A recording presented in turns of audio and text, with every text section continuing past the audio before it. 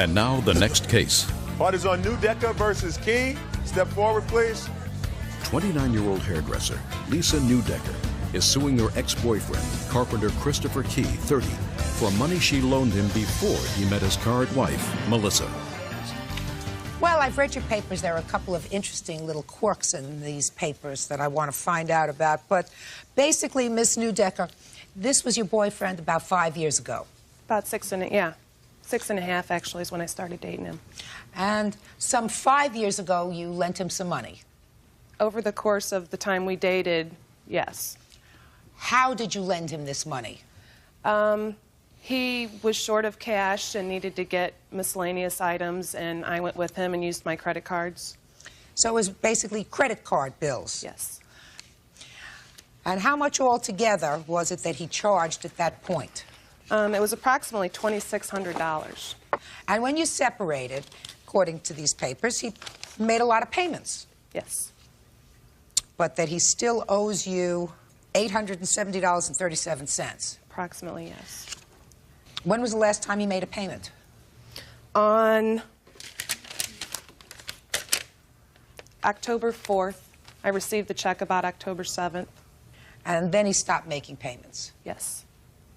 Why? Well, in the beginning of the breakup, there was a discrepancy when she came to me with the amount of how much was owed. I didn't remember it totaling up to $2,600, and I told her at the time that I didn't remember it being $2,600, and she insisted that it was. So when you insist that it was and you say it wasn't, did you look over all the bills? No, Why? because we were separated, it wasn't a matter of me going over and sitting down with her and going over and saying this was mine, that wasn't. She said that it was, and I had figured it to be around $1,500, $1,600, and Well, which is a considerable difference. So why didn't you go over there and look over the bills? That's a $1,000 discrepancy. We weren't a couple any longer. It just So what? You weren't a couple? It seems to me it's now more of a business transaction than anything else.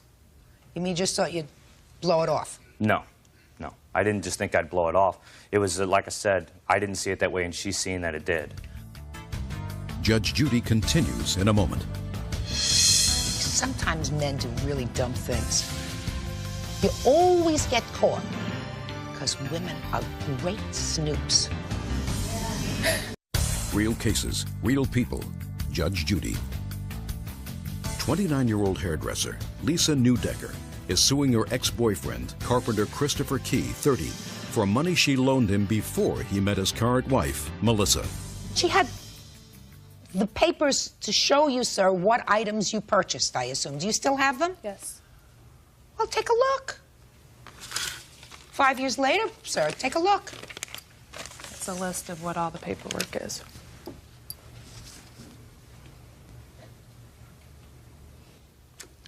Once again, like I said, we were a couple at the time, and a lot of these items on here, if you would look them over, I don't know if she's gave you a list of this. I have nothing. Would be considered as, you know, when we lived together, if we went out someplace and I paid, I didn't consider it to be a loan. What do you mean? Like, there's an item on here, half the cost of portraits that we had done together. Just a second. You had portraits done together. And she put down half the cost. Right. I paid the full amount on my credit card. Well, that sounds fair to me. Doesn't it sound fair to you? Did you go and sit for the portrait? Well, yes, I did. She's not asking you to pay for the whole thing, just half. Right. I understand that. So give me another one. Sega game. Sega game. Oh, sorry, Sega game tapes. Those yours? Yeah. They are now. At the time, you know, like I said, we were a couple. You're a couple. So a Sega game, yours. Go. Well, give me another one. Compact discs. Did she listen to the music, too? I don't know which Just a specific sec. compact discs they are. Building supplies. I don't remember that one. Building supplies What are for building what? supplies? I don't remember exactly what it was for, but it was from Builder Square, and he was a subcontractor. I'm not.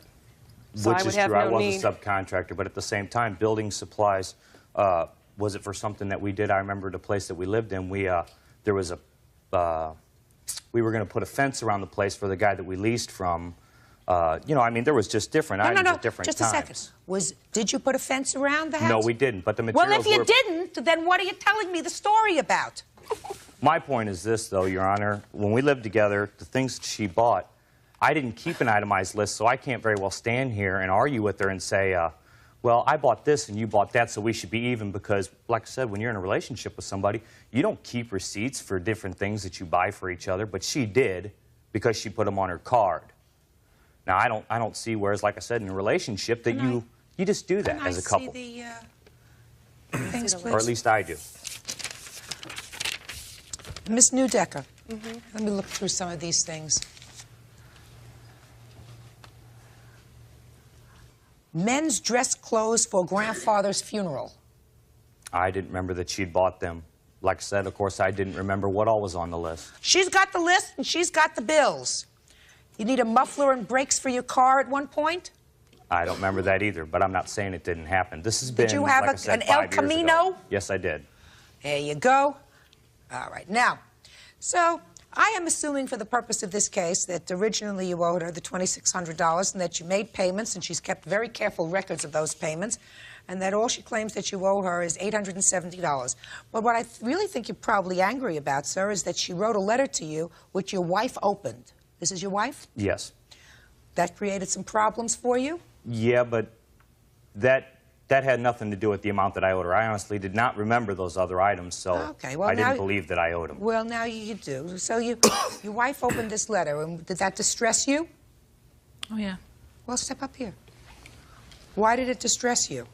Because she said on the letter that my husband had went to see her 9.5 weeks ago, and I had no idea he was keeping in contact with her because of the first time and the last time I've ever met her, she tried running me and my husband off the road because she was, I guess, mad that he was going to stay with me and not her. We had only been dating on and off for a month. How long are you married? 2 years now. Mm-hmm. Everything okay? Mm-hmm. Fair? Yeah. Okay. You have any children? Yep. How old? She's going to be 21 months. And that's his baby? Mm-hmm. Why'd you have a seat?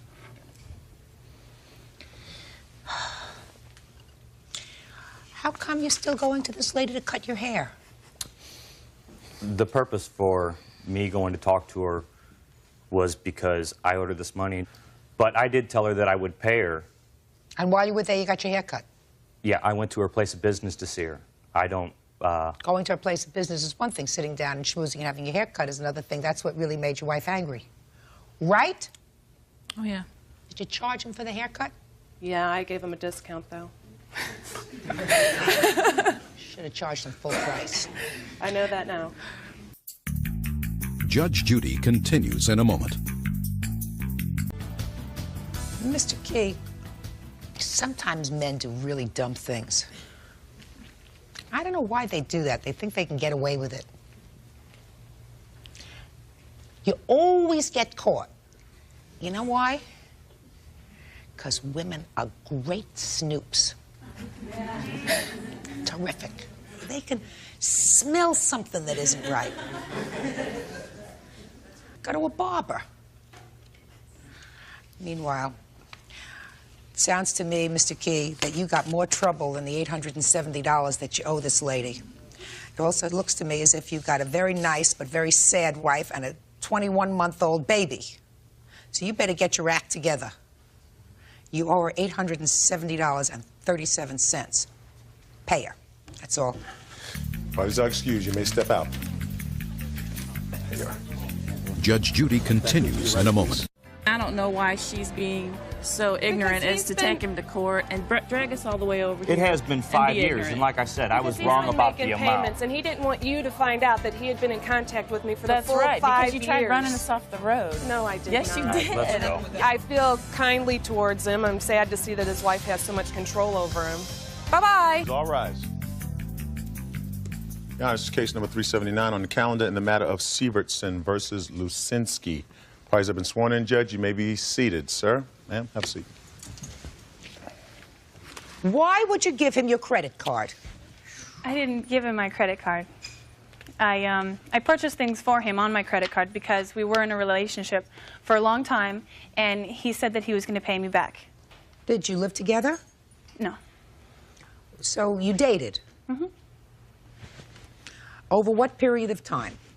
About 8 months. And tell me about the first time that you started putting things on your credit card.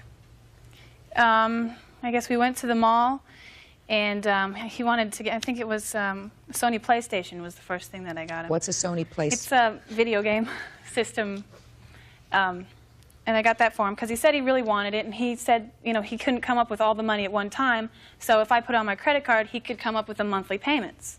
Mr. Lunzinski, does that sound familiar to you? No, Your Honor. You remember this video game? I never asked for anything. They were gifts. Tell me about being at the mall, sir. I went to the mall. She surprised me, talking about she wasn't going to tell me anything what we were going to do at the mall. But, you know, she had all that inside of her, what she wanted to, you know, buy me. So we went out. She bought me a Sony PlayStation. She took it in her responsibility to where she wanted to go out, you know. I mean, they're gifts. I didn't ask her to buy them. She knew that I wanted them. I just asked you about one thing, sir, and you go and give me a whole song and dance. You ever hear the expression, "me think the gentleman protests too much"? Did you ever hear that? Charles Schultz didn't say that. What next, madam? The car, my car. I was out of town on a business trip with my father, and my car was parked at his house. And I did mention that I did want to sell my car, but I needed to get at least $900 for it because I still owed that money on it. So I guess someone was driving by his house and said that they wanted to buy it, and so Lance sold the car to this guy that I didn't even know for, he said $1,000. So I said, okay, that's fine, you know, I'll do everything when I get back. So what happened? Nothing happened with that. I kept calling him, and the guy that bought the car changed. How could he buy a car without you signing over your certificate? How could somebody buy a car without you signing over the certificate of title? I don't know. Where's the certificate of title for your car? It wasn't in my name because I was going to get the title when I finished paying it off. So I have. Whose name was it in? In the person I bought it from, Dolores. So the car wasn't in your name? Right, because I needed to finish paying it off. How did you sell a car that belonged to Dolores? Well, if I can say one thing. No. Answer my question. How did I sell a car? How do you sell a car to somebody that No, that's a good belonged question. That's something to that, Dolores? Your Honor, I haven't figured out for the last 4 months. You know, the guy wanted to buy the car. He came to look at the car. I got a hold of her. She wanted to sell the car. But and the guy was supposed to give me $600, which I couldn't get $600 for the car. So the car had so many problems, you know, even though, I mean, I did something. How do you sell a car without a certificate of title? You mean he just gave you money and he took the car? How's he going to register a car without a certificate of title? I don't know, less paperwork is in the car, Your Honor. It has to be signed, sir. Yeah, I know, Your Honor. Madam, go to the police. I'm in the process of doing that. Go to the police. Don't tell me about this car. I think you two people are both whacked up. I really do. Something suggests to me that you're both a little off. You go to the police, and you have the police get the car back. Did you get any money for it? Didn't you get any money for the car? What word didn't you understand, sir? Did I got you get money, any and money for the I got car? money from the guy that bought the car, and I handed her $400. That's the only amount that he gave me that was affordable for him, even though he had to pay $600, which he was supposed to pay $200 more. And next thing you know, the car's in his name. And I'm not God. I don't know how he did that. Did he give you I don't any have a money? crystal Just ball. a minute. Did he give you any money? He gave me $400. And then I gave it back to him. What? Then I let him borrow it. Borrow it? When did you let him borrow it? I'm not sure. It was for car payments and groceries and stuff that he wanted because he said he was going to pay me back. You know, I admit that I was an idiot, and I know this. Judge Judy continues in a moment.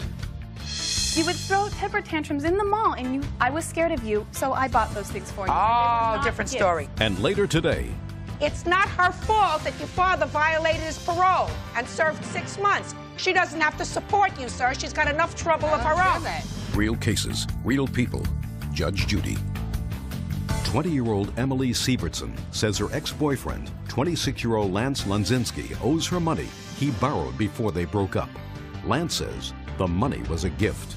So far, the only thing that you told me you bought for him, madam, that he said he would repay was this Nintendo game or whatever else it is. Yeah. What and else did you some buy? Games, a shaver, clothes, shoes, and money for the car payment, groceries, and... For him? Yeah. He said he didn't have any money, so I was helping him out because we were in a relationship. I trusted him. I cared about him. Mm-hmm. I mean, Your Honor, we were in a relationship. We loved each other. We cared about each other. I didn't love her where she didn't think inside I loved her the way that I should have loved her. She loved me more. She gave way too much in a relationship. She gave way too fast. You know, I haven't got stuff like that since I was a little kid from my mom bringing me stuff like that. That's you know, now I'm because here. if I didn't get you things, you would throw a temper tantrum and you would either That's beat me up incorrect. or you left me stranded at the mall if I didn't buy you those boots. No, you I know? don't think so. You would throw temper tantrums in the mall, and I was scared of you, so I bought those things for you. and they were Oh, not different gifts. story. Listen to me, madam. It's coming clear to me. He used you. I know. He used you. But this is a court. In a court, there has to be a contract. Mm-hmm. Because what you're really suing for is a breach of contract, that you had an oral contract with him, that you would allow him to make certain purchases on your credit card, and he would pay the bills. Right. And he never made a payment on your credit card. Yes, he did. He did? Yes, he Oh, total. He did. Show me where he made a payment on your credit card. I made quite a few of them, to be honest with you. You did? It's just something that I didn't have to do. It's just... Oh, You know? now it's coming nice. This is easier because then I could do the right thing, even though I thought I mean, that it I wasn't wasn't money able that to. I owed. You know, it was $75 to go get a concert ticket to Pink Floyd concert. They wanted to be down. Oh, good. Oh, right. And you did make certain payments, sir. It wasn't even payments. It's something that I gave. That's what my heart wanted to do. You know? I mean, it's only money. It's only a piece of paper. How much does he still owe on the credit cards? He paid $300. What was the? It was $3,900. $39.92.61 minus $300, I guess. Now, that includes $1,500, over $1,500 in ATM cash advances to him. Right. What was that for? For when he needed tires for his car, and I did give him my ATM card. Just a sec. I have a hook to hang my robe on because he did make certain payments, which acknowledges the fact that they were loans. Right. Okay. So because he used you, there's no question about that. However, I wouldn't say anything to me if I were you, sir. You have to prove to me that there was an understanding, clear contract when he said to you, I'm taking out this money and I will pay you back. Did that happen? Yes. That's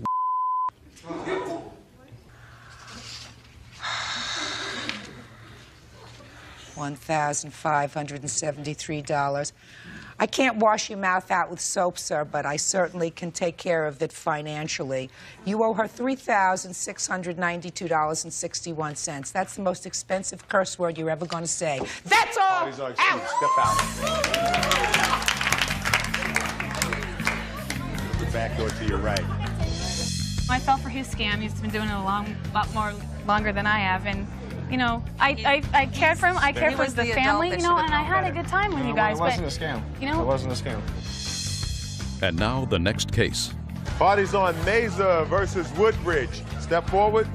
21-year-old student Matthew Mazer says his father's former live-in girlfriend, Pamela Woodbridge, illegally evicted him after his father went to jail. How old are you, Mr. Mazer? 21. When did you turn 21? April 30th. Now, in May of this past year, you were living with the defendant, correct? And you were living there with your father. Yes. And your father and the defendant were engaged to be married or living together. Is that right? Yes, ma'am. What were you doing with yourself in May, sir? I was beginning to go to college at that time. What do you mean beginning to go to college? Who begins to go to college in May? No, I was going to go through summer courses. That starts in June or July. Well, registration's in May, though.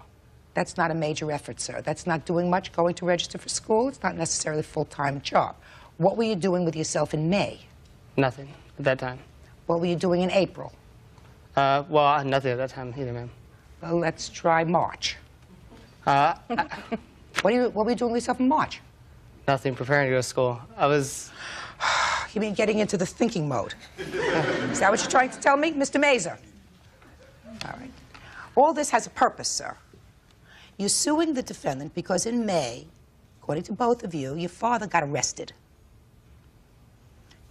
taken off to jail, leaving you living with a perfect stranger. Right? No, we lived together for 8 months prior to that. 8 months, a lifetime. We were pretty close. Well, they went out for 2 years before that. But you were living with them for 8 months. Yeah. And your father was, I assume, contributing to the household. Is that correct? Yes, Your Honor. It's a two-bedroom Yes. apartment. Yes. So after your father was arrested, you were still living there.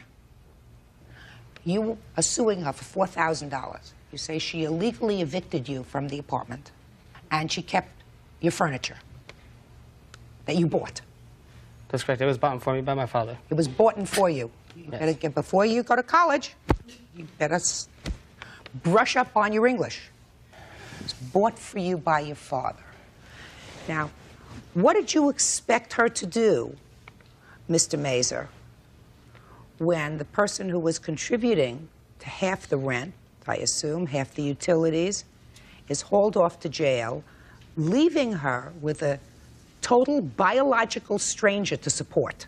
Because you're on your way preparing yourself for college. What'd you expect her to do? Judge Judy continues in a moment. I got steroid psychosis because they tried to put me in remission. So I went crazy, and David kind of came into my life, and I didn't know he was a con artist. Real people. Judge Judy. Matthew Mazur claims his father's former live-in girlfriend, Pamela Woodbridge, illegally evicted him. Who are you? I'm his father. Terrific. Step up here. Mr. Mazur, how did you expect this lady to take care of business when you were arrested? What were you arrested for? I wasn't actually arrested.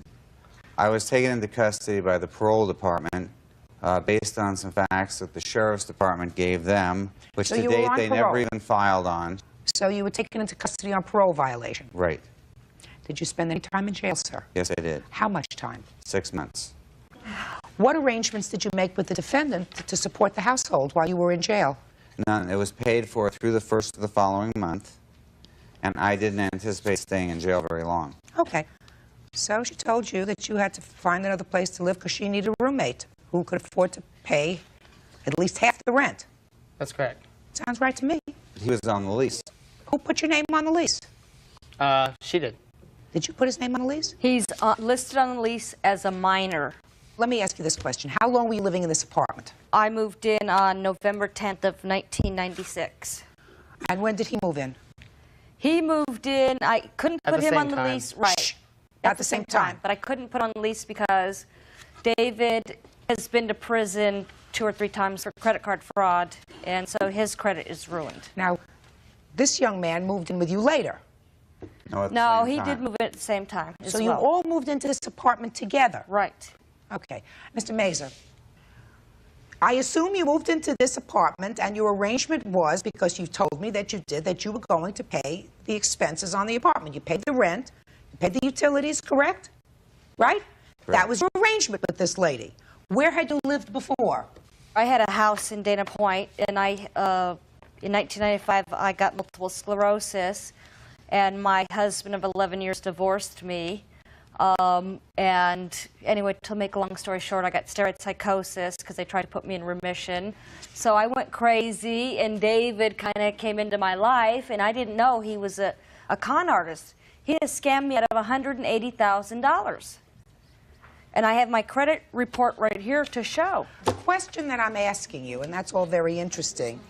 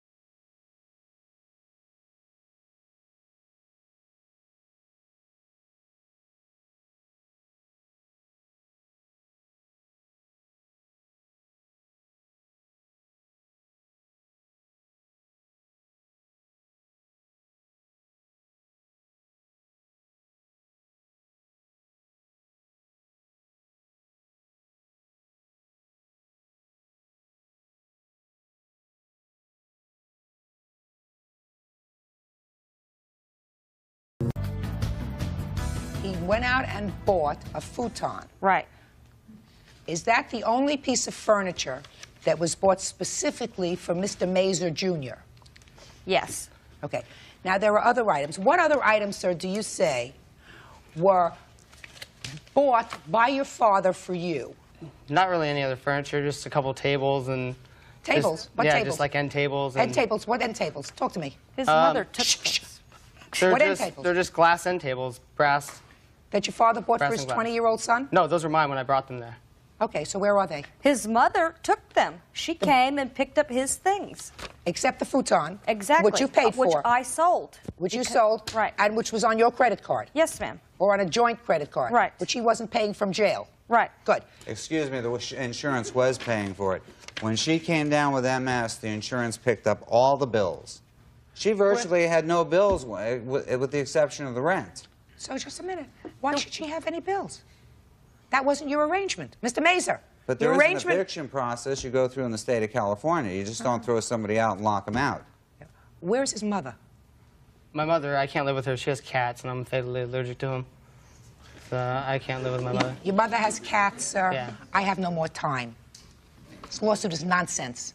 Case is dismissed. Who are you? I was his girlfriend at the time, and he did have a job when he moved there. I was invited by them to go to school. That's why I went there. And they didn't have the money at the time to pay for me to go to school. Mr. Mazer, it's not her fault that your father violated his parole and served 6 months. She doesn't have to support you, sir. She's got enough trouble of her own. That. Goodbye. Parties are excused. You may step out.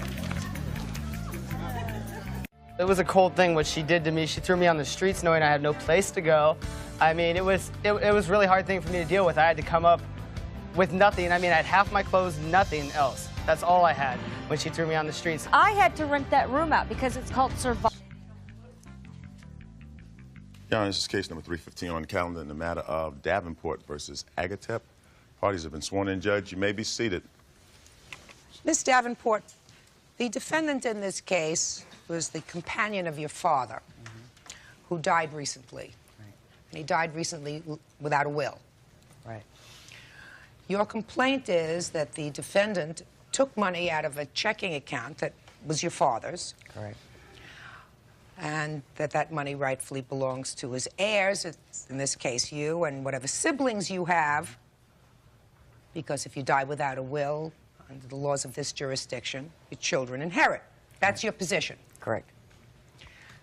And it's your position that her father, with whom you lived for how long? 8 years. Wanted you to have that money. You consider yourself his common-law wife. Well, right, yeah, in a way, yes. Before I get to the actual dollars in this case, which really aren't a lot, according to what I see here, you say that there was about $6,000. A little over that when my father passed away. When he died, and that there was some $3,000 left in the account that you did, in fact, take. My sister went and closed the account out because she lived by the bank, right? So that at this point, according to your complaint, at most, the defendant owes you $3,000. Right. Correct? I don't owe her anything. Just a second. I understand Sorry. your position. And your position was that there was more money in that account and that Ernest wanted you to have that money. Yes, he did. Okay. My primary concern, Miss Davenport, quite frankly, is with you, after reading your complaint. Because neither the complaint nor the answer told me how long the defendant lived with your father. Okay. But it was a long time. Yes. Your father died of cancer. Yes, he did. How long was he ill? Probably really ill for the last 6 months. He wasn't, fortunately, it went fairly fast for, you know. No, he was ill for 9 months. Well, and the last month was really tough on him. Nobody ever disputed that. Miss Davenport, you just said to her, nobody ever disputed that. She did take care of my father. I, quite frankly, am at a loss, then, why you're here and why you've pursued this lawsuit. Because if she had asked for the money or something, it would have been, we probably would have given it to her. My father left her a $10,000 life insurance policy. He left her a paid-for house, and my father told me not too long before he died that between the money in his checking account, his stocks, and his profit sharing stuff was all supposed to be split up between his children. And he asked me to make sure that it got done and that there was no arguing about it, and now I'm in court. So your father had some stocks. How much money in stocks did he have? He had 506 shares of stock worth probably $32 to $34 a share. Which, worth what? It's between $32 and $34 a share. What were his total assets? $40,000 maybe. $40,000. And how many siblings are there? 5. Okay. During the last 6 to 9 months, when your companion was ill and you were caring for him, how many times then, not counting Ms. Davenport, did the other 4 children come down and say to you, you're taking care of him, I know he's very sick, we'd like to help you out for a day to give you a chance to get out, we'll take care of him for a weekend? How many times did the other 4 do that? None. All right, I believe that. None. I believe that. Now, Ms. Davenport, you tell me, how many times did you go there and care for him for more than a day? For more than a day? More than a day. More than a day, I couldn't. What do you mean you couldn't? I lived a long ways away, and I have a small child at home. I went down there probably, I think, 4 times in 6 months before he passed away. Then, Ms. Davenport, let me tell you this. This is not going to be a very long case. As far as I'm concerned, you ought to lean over and kiss both of her hands and her feet. Because she took care of your father. She showered him. She made sure he got to the bathroom. She washed him. Yes, she did. Quiet. She fed him. She made sure that he was taken care of, something that if she wasn't around, either his children would have had to do, and had to do something about taking care of your children and your small children and your brothers and sisters, their jobs and everything else, or you would have had to have put him in some sort of an institution, which would have cost money, probably more than your $40,000 that you got, or you would have had to have paid somebody substantially more than $3,000 over 6 months to take care of him. Now, something that you said really irritates me. And what you said to me was, if she would have asked us, we would have given it to her. She didn't have to be asked to take care of your father. She took care of your father. She didn't have to be asked to take him to the bathroom. Can I say something yet? Just a second. She took him there.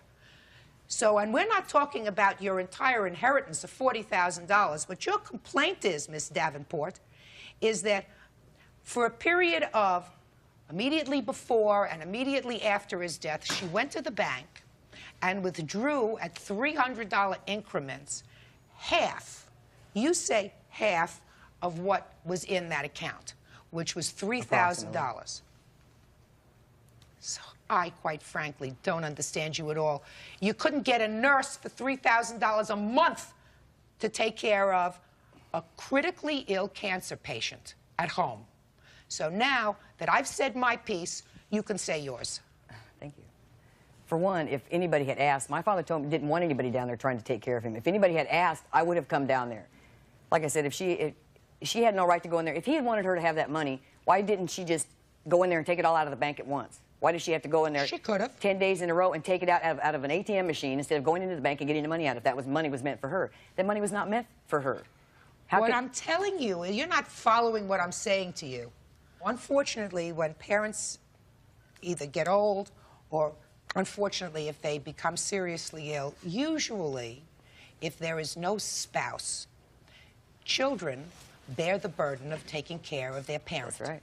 And they have to turn their lives upside down, usually, in order to do that. That means that if you have a young child, and if you want to take care of your responsibility to your father, that means that you find a babysitter for your child, you move into his home, you care for him. You didn't have to do that. And your 4 brothers and sisters, well, what are we going to do? Just leave him there to languish? Who was going to feed him? He was only bedridden like that at the very end. What's the very end? A month? For a month, yes, probably. Well, let's say a month, madam. Who was going to take care of him for a month? If he would have let me, I would have, but he wouldn't let me. Judge Judy will continue in a moment. You yourself in your complaint says he was a very difficult man. Yes, he was. Very difficult, hard to get along with. And later today, according to your papers, your wife was leading you on and then tossing you out. Right? Yes.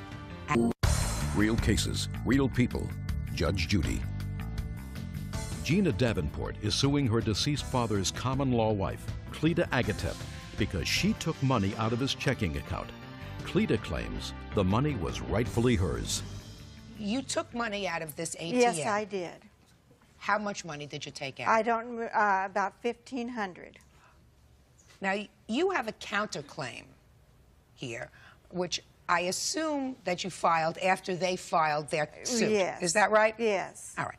Now, you understand that because you were not legally married to him, under the laws of the state, because he died without a will, legally, you're not entitled to his money. You understand that? Okay. But he did provide for you in other ways. He left a life insurance policy for you? $10,000. Okay. So the only thing she says she took out of that joint account was $1,500, and there is at least $3,000 left, which you did, in fact, take. So I don't think that she stole anything because, in my judgment, she had access to that account clearly through your father, who gave her both his ATM card and his PIN number, which means he gave her total access to that money. More important, there's a moral issue here, Miss Davenport, that I, quite frankly, am at a loss for. You seem like an intelligent woman. And an intelligent woman who was able to sleep in her own bed at night with her child next to her and not have to nurse a terminally ill cancer patient who was her father for either a month or 6 months or 9 months shouldn't be standing in a court trying to recoup from his longtime companion, who lovingly cared for him until the end, $3,000 or $1,500. You should say, I'm really grateful that somebody who cared for my father, because you yourself in your complaint says he was a very difficult man. Yes, he was. Very difficult, hard to get along with. So here you have somebody who took care of you, a very difficult, hard to get along with, terminally ill father, and you're here over pennies. Well, I'm here to tell you, your case is dismissed. I'm also here to tell you that you're not entitled to any more than what you got. Do you understand? Yes. Good. That's all. Parties are excused. You may step out. Out the back door to your right. And now the next case. Parties on Thomas versus Simonetta. Step forward, please. 25-year-old mechanic Christopher Thomas is suing 34-year-old Stephen Simonetta for assault. Christopher claims the fight started because he is romantically involved with Stephen's estranged wife. Mr. Thomas, you are living with the defendant's soon-to-be ex-wife. Yes, Your Honor. How long was he separated from his wife? I think it was a couple of months. And do you know how long they were married? 9 years. You have children? Yes, 2. And they live with your wife? With her, yeah. And she was living with him? Yes. Okay. Where did this assault take place, sir? In our home. You were living with his wife and their 2 children in her home? Yes. That she used to share with him? They never shared it. They never lived there together? I think maybe a total of 1 week. So the assault took place in the home. Tell me about it. I got off work and I went in the bedroom to take off my work clothes and change. And I heard the defendant and walk in and... Is your girlfriend? Yes. His wife? Yes. And he started arguing with my witness, Christy. And then he comes storming in the bedroom and shut the door behind him and threatened me and told me that I had to leave out of the house and asked me if I was going to move out. Then stormed in, got him outside, and they were leaving. And then he came running back in the house, and he goes, hit me. And I said... He said to you, hit me? Yes. And I didn't answer him, and the next thing I know, Christy's helping me up off the floor. Now, Mr. Simonetta? Simonetta. Mr. Simonetta, you, sir, don't deny that you hit him. No, I don't. In self-defense, I didn't just run in the house and start hitting on him, no. According to your papers, your wife was leading you on and then tossing you out. Mm-hmm. Right? Yes. And according to you, in your answer, when this gentleman went off to jail for a period of time, and your wife is a little bit lonely because he's not around. Is that what happened, Mr. Simonetta? Yes. So she gives you a call one night. I mean, that's not all in here. I'm just sort of putting it together. So she gives you a call and says, I miss you, honey, come home. While we were trying to get resolved, being he was out, and we could get established our relationship back together, being there was nobody around to interfere with it. And That's what was in your head. Yes. But clearly it was not in your wife's head. No. Right? Right. She just didn't like to be alone for that couple of months. Apparently, yeah, yes. Because as soon as he came out of jail... The day before I got restraining order, kicked right back out. Right. And then you were really mad. Mr. Simonetta, just look at me. Yes, sir. I was mad. You were really, really mad. Now, I don't tell you you didn't have a right to be mad. Yeah. You just got mad at the wrong person. You understand that? It's easier to blame him, maybe. The truth of the matter is, he probably didn't like the idea that she was playing both guys any more than you did. He didn't know. He didn't know. So if he didn't know, then he couldn't have been playing it. It was all He didn't know until later on into the relationship when I ended up just discussing this and confronting him with it. Judge Judy will continue in a moment. You're not following me, sir. What are you, thick? Yes, you're right. I was sleeping in the house. The kids were waking up to me, yes. And sometimes they wake up and find him sleeping in the house with their mother, right? Apparently, yes. Mr. Simonetta, I understand. I want you to look at me now, and you tell me how it happened. The day, a week before it happened, we were going to get together and go to the house and see what happened, what was going to, go on, whether they were playing roommate or boyfriend and girlfriend or what, I didn't know. She was telling me all through this that it was a platonic boyfriend, platonic, just a roommate set up. Yeah, and I was stupid. Me fell into the whole the game, into believing it. We made a date. We was going to go up to the house, see the kids, talk about what was going to go on. He was supposed to be there. I told her on the way up there I was going to confront him, ask him if anything was going on. Was it a roommate thing or a boyfriend-girlfriend thing? I walked into the house. I went into the back room. I was with the kids for a minute. I went into the back half of the house. He was in there. I stood in the doorway. I started talking to him. She was there also. What did you say to him when you started talking? I said, so are you guys still got a relationship going on or what? She came up and started saying something. I walked into the room. I shut the door behind me. I said, are you sleeping with her? He said, yes.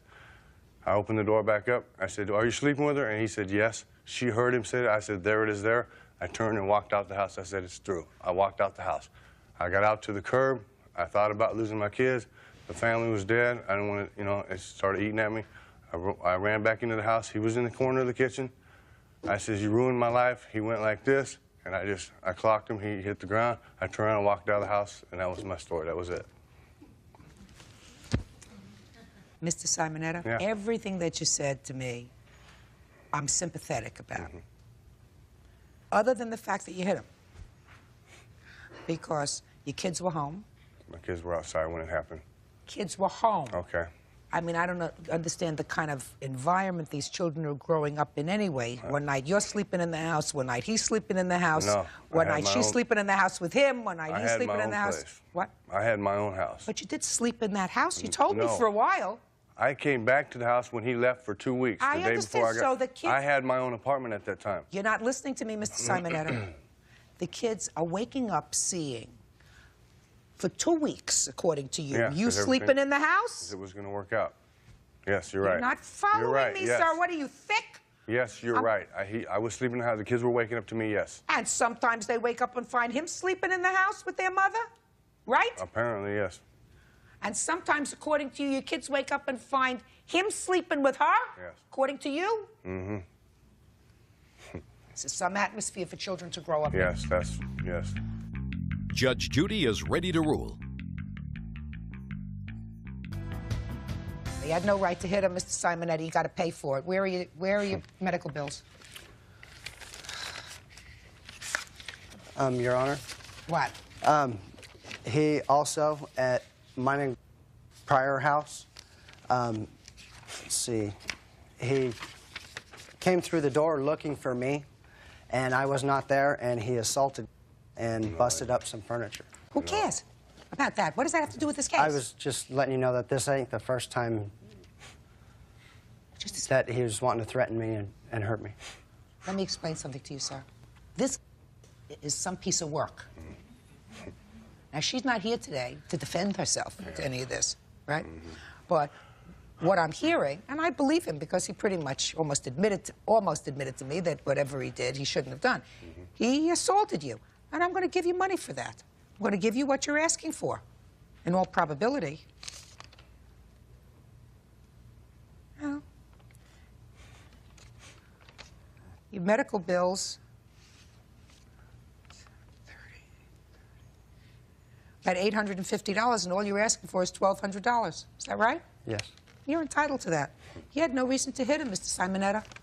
And the fact that he's only suing you for $1,200 to me is very interesting, because really, you know, he was injured. You injured him, clocked him.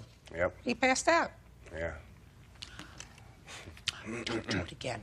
Judgment in this case is for the plaintiff in the amount of $1,200 as requested. That's all. Parties are excused. You may step out. Judge Judy will continue in a moment. She's spineless, and she's with him, and it's a big old threesome house game that they got going on, and it's just a big old game they got going on. And now the next case. All parties in the matter of Busby versus Landfear. Step forward, please. 27-year-old telemarketer Larry Busby is suing 40-year-old tattoo artist Bill Lamphere for the cost of a tattoo and for the cost of its removal.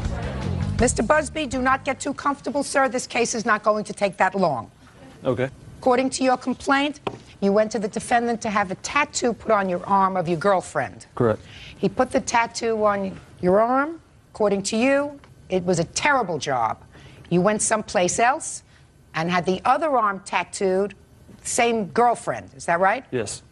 You want the defendant to pay not only what you paid him to tattoo your arm because you didn't like the job, but you want him to pay the cost of having the tattoo surgically removed. Yes, that's correct. Is that right? Yes, ma'am. Step up, sir.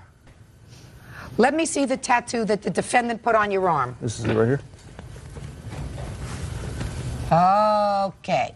Now let me see the tattoo that, and her name is Silly? No, that's just what I call her. It's like a nickname.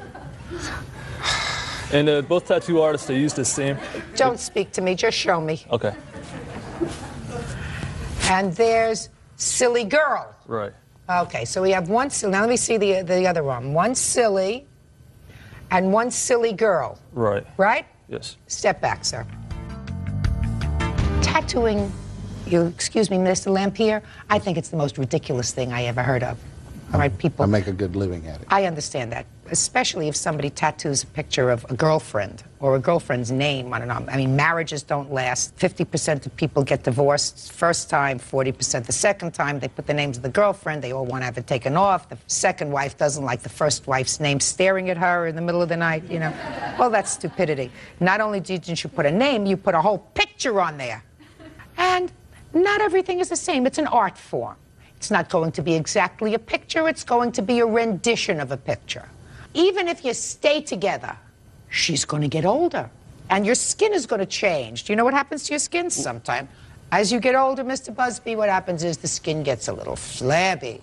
So her face may not change, but your arm is going to get a little droopy. And believe me, sir, 20 years from now, those pictures are going to look very, very different on your arm. Well, ma'am, if I can just explain that the fact I want a tattoo of the way she looks now, I understand, you know, she's going to age and things are going to look different, but I want something and the your way she arm looks is going to now. age, sir. Right, I understand that, ma'am. The main point is that I took this picture right here that I had blown up, this picture right here, to both tattoo artists, okay? And I understand there's a certain amount of freedom that each artist has for their artistic freedom. And I can even point out in this tattoo right here that, you know, it's a different necklace. The hair's got a few different waves in it, you know, and I'm not trying to be like a complete perfectionist. Like the nose is a little too big there, but that's not a big deal. I'm not like that strict about being perfection.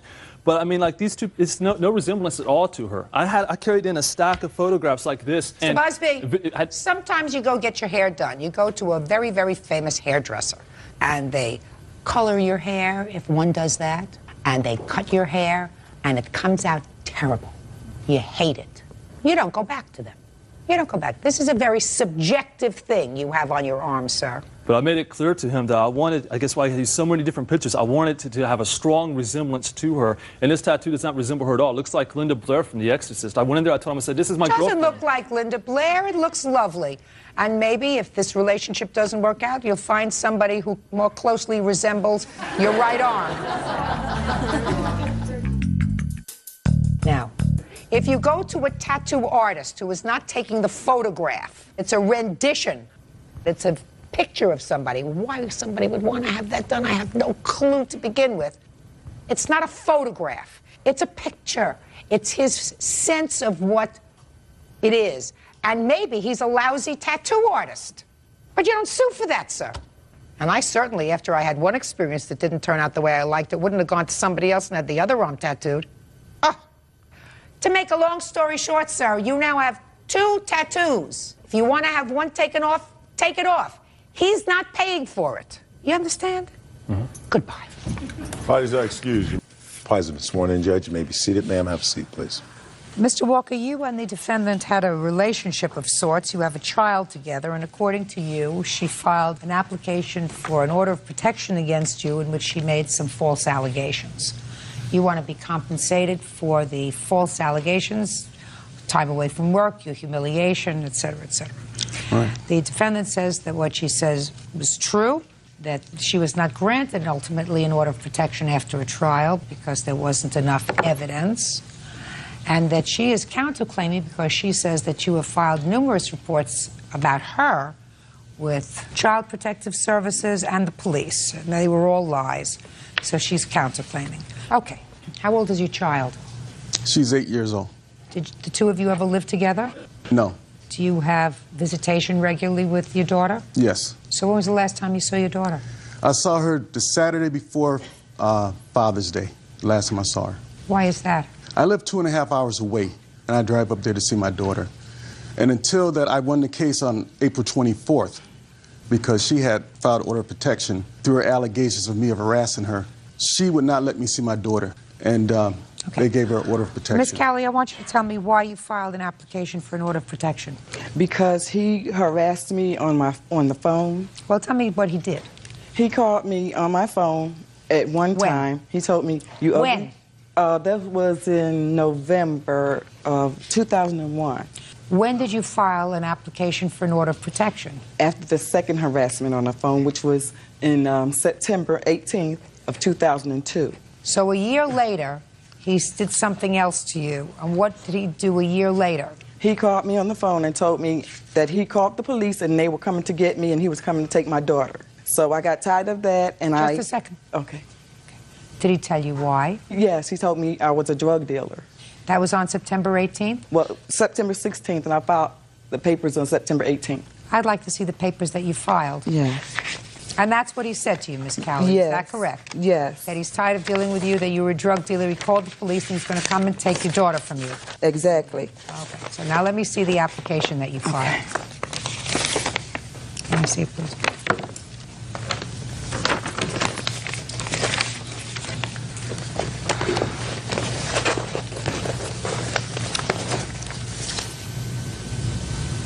It doesn't say anything about that in your application for an order of protection, Miss Cowley.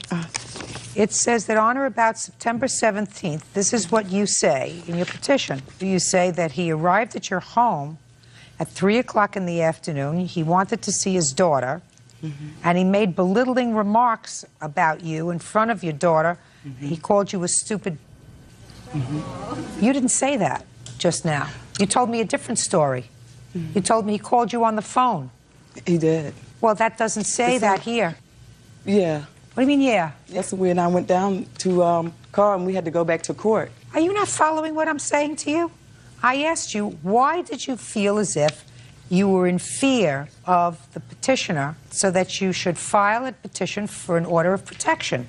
You told me about 2 dates. You told me about November of 2001 and September 16th, 2002, both of which were telephone calls.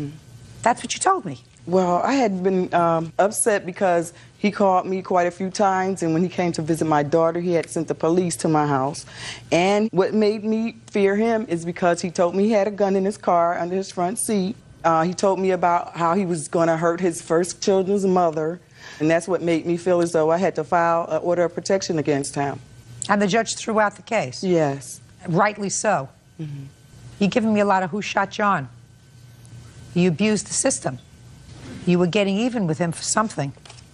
Is there a case involving custody and visitation in 2002? Yes. May I speak? Yes. In the 2002 custody case, I went for custody of my daughter. She has a 26-year-old son there who sells drugs. I tried to get custody of my daughter due to that issue right there. He's been in boot camp, and he's also been in jail for selling drugs. When he was 16, I asked her to let me put her son in a Job Corps. She says no. I said, you'd rather have your son selling drugs than be in a Job Corps? And she actually said, I'd rather have him here. I said, but he's selling drugs. 2 weeks later, he got busted because it was a shootout. Mr. Walker, and what happened to the custody case? She never even showed up to court. Here's the paper right here. I highlighted it for you. She never even showed up to court. It's right there. And the order, it's right in the order. And just a minute.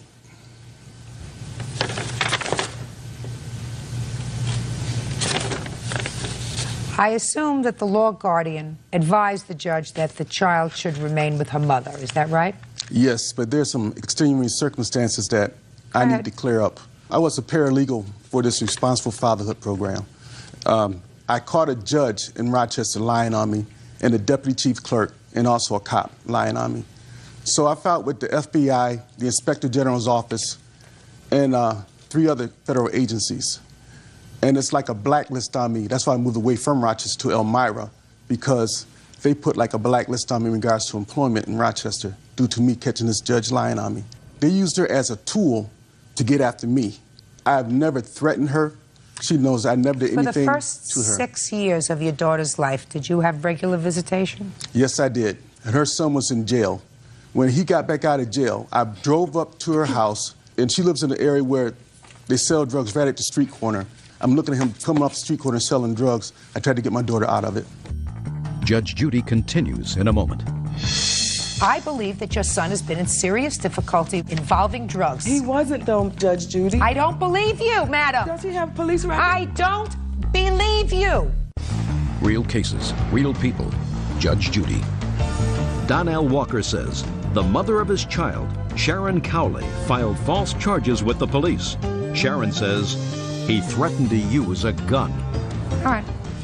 I think that she lied in order to get an order of protection, sir. I do. Judge Judy, may I speak, please? Sure. Now, he knows that I'm not lying.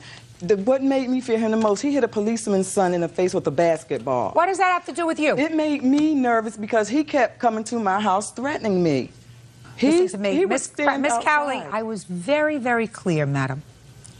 I said to you, when you filed your application for an order of protection, you filed it for reasons. I want you to tell me the reasons that you filed a petition for an order of protection. And you said 2 things. One happened in November of 2001, and that was a phone call. And the next thing that happened was another phone call where he said to you, I'm going to call the police, and I'm going to come and get my daughter. That you considered a threat. And then you add this stuff about guns.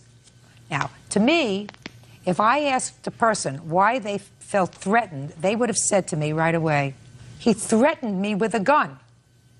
That might have caught my attention, but that's not what you said. Right.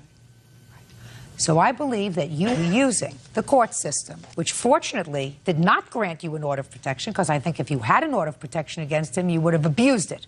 And I'm awarding him $1,000 on his application. Now I'm going to hear your cross-complaint. Okay. You say he's called the police on you and your family on numerous occasions. Yes. Okay? Tell me about that, Ms. Cowley. Okay. Okay, Judge Judy, now, the 3 times that he's come to see my daughter, he's called the police on me. What do you mean he's called the police He's just called the police on me for nothing. What does that mean? You mean they've come with him? He's called them before he's come to my house. And done what? Tell them that I'm a drug dealer and he has to get my daughter out of the house. And he would have a problem getting her out of the house for visitation. Are you telling me that he comes to the house with a police officer in order to pick up his daughter? Yes. He's allowed to do that. What? But he's allowed to do that because what he says is, I'm not going there without a police escort because I don't trust her. Yes. I don't trust her, A, not to create trouble, to say I bothered her or harassed her, and B, I don't trust her not to give me my daughter for visitation. So I'm going to ask the police to come with me. He has an absolute right to do that. Yeah, but he doesn't have the right to harass me. How is he harassing you? You haven't told me how he's harassing the police there all the time for nothing when he's come before and pick her up with no problem until he had to go to court. Give me a time when he called police when he did not come himself. Oh, I have it marked on the calendar. He called on 3 times on me. All of these are no-shows where he did not come for his visit, starting from the beginning when we went to court. Well, tell me what the police said when they came to your house. When they came to the house, they came in and said that he called the police because he said gushes of marijuana smoke was coming out the door. We don't smoke in my house because my daughter has chronic asthma. Where was your son? He doesn't live with me. Where was your son? He wasn't there. Has your son ever been incarcerated for drugs? No, he hasn't, Judge Judy. I don't believe that. What? I don't believe that. I don't believe that. He hasn't been locked up for drugs or anything. Really? Really. Never been involved with drugs? He wasn't in drugs. He was sent to Willard for smoking drugs. That's what he wasn't. He says that he was selling drugs. Scally, you have no case. He's entitled to say his child was not living under good circumstance. Well, he has an absolute right to do that. And I'm going to tell you something else. I don't know why you've waited so long, sir. I don't know what kind of investigation they did with regard to the home situation. I assume that I assume that in Monroe County, they send out an investigator to do an investigation of both homes. I can only hope it happens. But I will tell you now, this case was not heard before a family court judge. It was heard before a referee because it was a default. It was her default because she didn't show up. Right. Now, you have the ability to file objections to this hearing officer's report. I will be filing it when I get back to Rochester. Well, I suppose that's a good idea. In any event, your counterclaim is dismissed, Miss Cowley. Judge Judy, may I speak? This was from a judge. This is where they gave me custody of my daughter after Child Protective came out. I'm not talking about custody of your daughter, madam. I believe that your son has been in serious difficulty with the law involving drugs, that there was drug use in the house with your daughter present. That's something that a father can be concerned. Don't say no when the answer is yes. He wasn't, though, Judge Judy. I don't believe you, madam. Does he have a police record? I don't believe you. I believe that your son was doing drugs in the house, not selling them. I didn't say selling them. You said smoking them. Judge Judy, I have a paper right here where he accused me and my son and my daughter of being drug dealers. Well, how do I know that's not true? But because the Child Protective came to my house 3 unannounced times to find out if it was true. And I want to tell you something. They couldn't find that if they came to your house 30 times to find out if you were selling drugs in your house, if you didn't want them to find out that you were selling drugs in the house. I don't want to hear it. Judge. Madam, he has the right, understanding that your son was a drug abuser, to question whether or not that house was a safe environment for his child.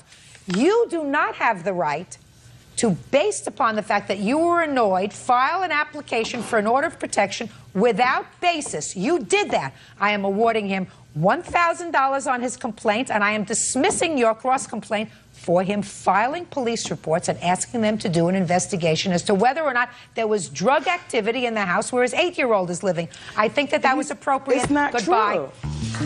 He's a liar. If he was so concerned about me selling drugs in my house, why didn't he come visit her more often? I had to go to court to just to see my daughter, and before I would just pick her up. Sometimes truth doesn't really come out. What's going to happen? My daughter's going to grow up and see for herself that her mother's a liar. And now the next case. All parties in the matter of Krezakowski versus Suggs. Step forward, please. United States Marine Joseph Krezakowski is suing his ex-girlfriend, 26-year-old lease administrator Amy Suggs, for her share of a credit card debt. Mr. Krezakowski, you claim that the defendant, who is your former girlfriend, owes you for some credit card debt. Yes, ma'am. The defendant says that, yes, in fact, she did agree to pay half of the credit card debt that the two of you had accumulated while you were together. But then she had second thoughts about it after she made some payments, and she feels as if she should not have to pay that because she was sort of pressured into making the agreement. Is that your defense? Not exactly. Well, what's your defense? There were extenuating circumstances when we separated, and I feel like I was taken advantage of in the situation. Not necessarily that I just decided I didn't want to make payments anymore. Well, let's start with the fact that the two of you lived together. Yes. And that you had this credit card that had built up how much in debt, sir? When we separated, it was at $6,500 and some change, ma'am. And you agreed to split that debt in half? Yes, ma'am, we did. Is that correct? Yes. And you separated when? About the 20th of July of 2002, ma'am, or of January. 20th of January. Yes, ma'am. And you did make payments up until March of 2003. Correct. And then stopped. Right. Okay, now explain why. When we separated, I was in a situation where I was in North Carolina with my son, an 8-year-old, by myself. Joe had made reference several times to being in relationships before where everything had been taken away from him. I needed to get out of the relationship, and I was concerned that when we separated, it wouldn't be as easy as I wanted it to be. Not only was I alone in North Carolina, but I had no friends there to help me in my situation. When the discussion came up about us separating, I agreed not to take anything with me that he would have to replace, and I agreed to pay half of the credit card. What do you mean you agreed not to take anything that he would have to replace? Well, what did you take with you? I took my son's bedroom furniture, my personal belongings, my clothing, some extra dishes. You took dishes? Go ahead. What else? And I believe I took a hope chest, a cedar hope chest. Anything else that you took, sir? She took the computer and also a china hutch for the kitchen. Does that sound familiar? Yes, yes. You left the computer out, and you left the china hutch out, right? Right. Was the computer purchased on the credit card? It was purchased on a totally separate credit card that was already paid off by this time, ma'am. Was anything that was taken by the defendant items that had been purchased on the credit card? No, ma'am. Basically, the credit card was used for both our children's Christmas and birthdays and things for around the house. Okay. You haven't convinced me so far, Miss Suggs. All I hear is a lot of excuses. You want to take one last shot? Yes, ma'am. Go ahead. When we separated, majority of our furniture that we had accumulated together, we either brought into a relationship or bought while we were together. He kept all of it. I don't have anything to show for that. A few measly pieces of furniture. Did you ask for anything else? I wanted more things, but I wasn't in a position to ask because I was by myself. I didn't know how he would react, how he would respond. Well, then you didn't ask for it. Then you took whatever you said you wanted. Not only did I have to refurnish an entire apartment, I've paid him $1,300, in addition to the fact that at the time we separated, he was making probably twice as much as I was. All of those are excuses. You were living together as a family. You had a child. Did you have children? I have a son from a previous marriage that doesn't live with me, but he'd come and visit, ma'am. Your son would come and visit, and your child lived with you. So you had this credit card that was used for your family. He agreed to pay for half. You agreed to pay for half. And I was right when I said later on, after you made some payments, you had second thoughts. No, I didn't have second thoughts. All along, I felt like I had been taken advantage of. You made the deal. Live by it. Stop being a crybaby. You made the deal. That's the deal. Stop having second thoughts about it. How come you didn't have second thoughts and say, you know, I really should give him the entire amount? How come it's always, I have second thoughts, I don't think I'm going to give him anything? Because I didn't trust that he would leave me alone. I gave him all the furniture. Well, that's unfortunate, madam. You haven't told me any reason why you didn't trust him. Because he had another bad relationship where he ended up on the short end of the stick financially? That was your reason? Miss Suggs, be a grown-up. You made the deal. You live by it. The check will be drawn to the card company, which will clear your credit, sir, of $2,481.65. That's all. Step out. Eyes are excused. You may step out. Number 24 on the calendar in the matter of Powell versus Hughes. Parties have been sworn in, Judge. You may be seated. Ladies, have seats. Mrs. Powell, which of these two young ladies is your daughter? Carrie in the blue. Step up, please. Carrie? Carrie, you were attacked by two dogs. Yes, ma'am. What kind of dogs were they? They were pit bulls. Were you alone? Yes, ma'am.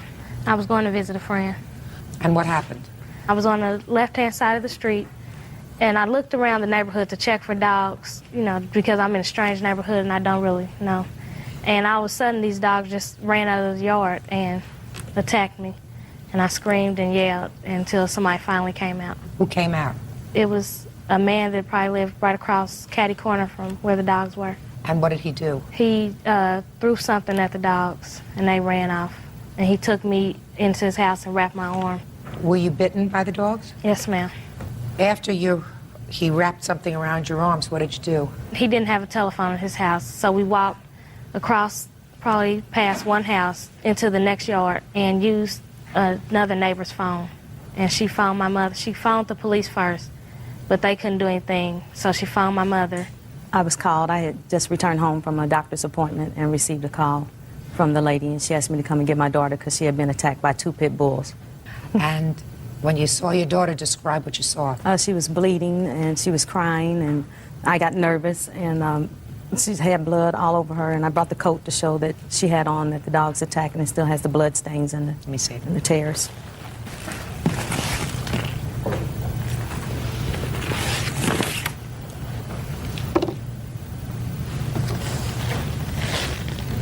It's on the sleeves and the inseam. Did you go to the hospital? Yes, I took her. I called my husband and told him to meet me at Methodist Hospital, and I took her to the emergency room. Do you have the report? Yes. I'd like to see it, please. And also brought pictures of their house to show they don't have a fence around their house.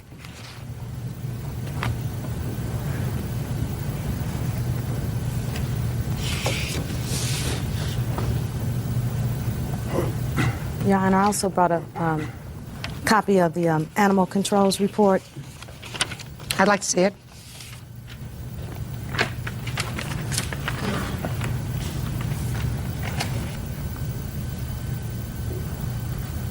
Now, you folks are the owners of the dogs? Yes. Yes, ma'am. And you were not at home when this occurred? No, we were both at work. How long have you had the dogs? Since birth. 4 years. 4 years. I read that your dogs did not have their vaccinations. Why not? Because basically we keep the dogs in the house. In the house, Or in outside the- of the house? They were outside of the house. That's why you're supposed to And have we them also- inoculated. Pardon me? That's why you're supposed to get them inoculated. That's the law, isn't it? Yes. The law is that they're supposed to be vaccinated every year for rabies, right? Right. When was the last time you had them inoculated for rabies? When we picked them up from animal control, that was one of their procedures. They vaccinated them and gave them a homing device. Before that? Well, they had shots before that. When they were, I think, like 8 weeks old or 10 weeks old. So they something haven't like been to a that. vet since? No illnesses, no reason to No be. illness. You do have a reason because the law requires that they be given a shot for rabies and distemper every year. That's the law. So after this incident occurred, the dogs were taken to quarantine. Yes. Unfortunately for you, because you didn't have to go through the procedure of those very, very terrible shots. The dogs did not have rabies, yes. Your Honor, I guess what she saw when she drove by our house, we don't have a fence from the driveway. Our yard is completely fenced in. From the back. From the back of the garage all the way around, and I've got the pictures. We do. What happens is, even though that it's fenced in, we still do not let our dogs run loose in the yard because they are pit bulls. When I came home from work Thursday evening, it was dark. It was in November. I get off work at 6:30. It's approximately 10 minutes to 7. And when I pulled up in the driveway, Valerie and China came off the porch and came up to the car. Your two dogs? Yes. And I was like, what's wrong with this picture? You know, something is not right here. So I got the flashlight out the back of the back seat of the car, and I let them in the front door. And then I walked around to the back apprehensively and saw that the door had been kicked in.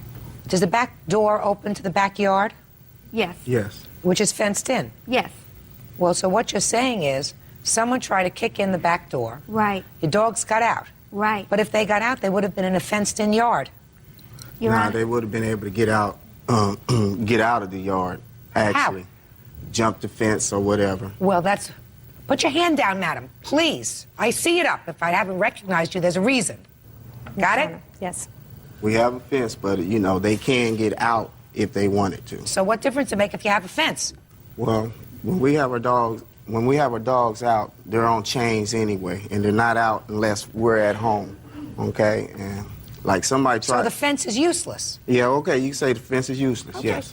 Well, clearly the fence was useless. Mm-hmm. But it's still there. But it was useless because the dogs didn't go out the front door. The dogs went out the back door, right?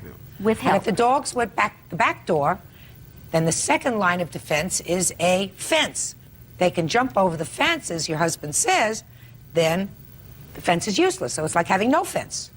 Now, if we're at work and our dogs are locked in the house and somebody attempts to break in our house, Your Honor, I mean... Yes, Miss Hughes. You just a second. Your point is someone tried to burglarize your house but was not successful, didn't take anything. Your dogs got out, and there was this very unfortunate incident, and you're really not responsible. Did you notify your homeowner's insurance? Do you have homeowner's No. insurance? You don't have homeowner's No. insurance. Well, you should have homeowners insurance. Animal control, when I got home, animal control left a thing on the doorknob. And it was very vague. It had nothing to say about, and it's right here. It had nothing to say that the dogs bit anybody or anything.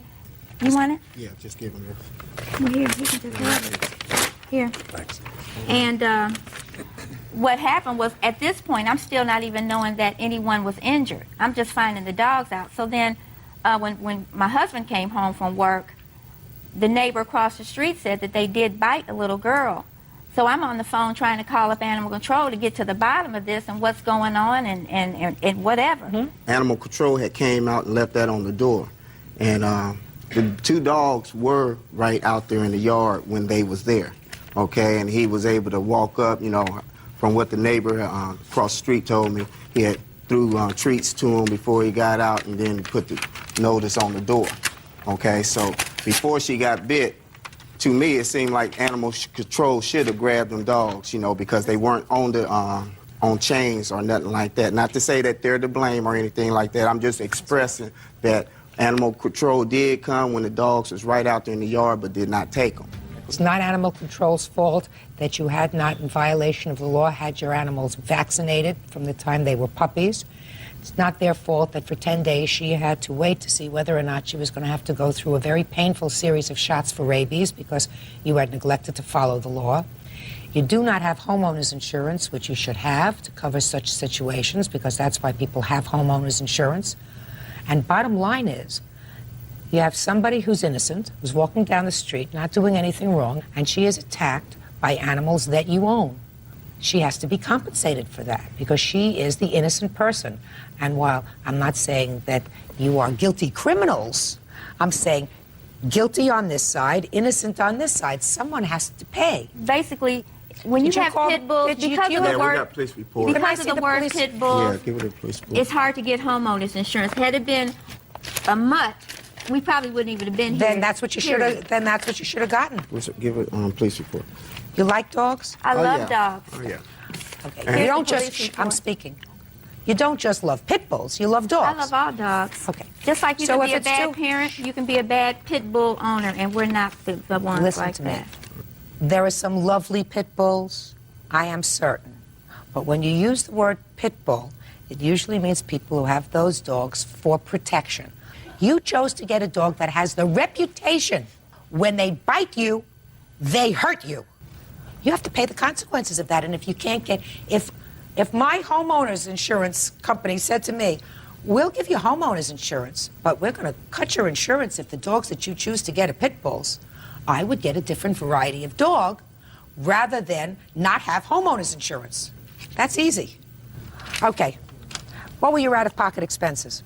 For Carrie's coat, I had paid $25. The emergency room was $60. The emergency room doctors to look at Carrie was $60. Clarion Health Hospital charged $132. Carrie's personal physician was $45, which was a total of $362. And then just for emotional stress and damages, that was a total of $4,638.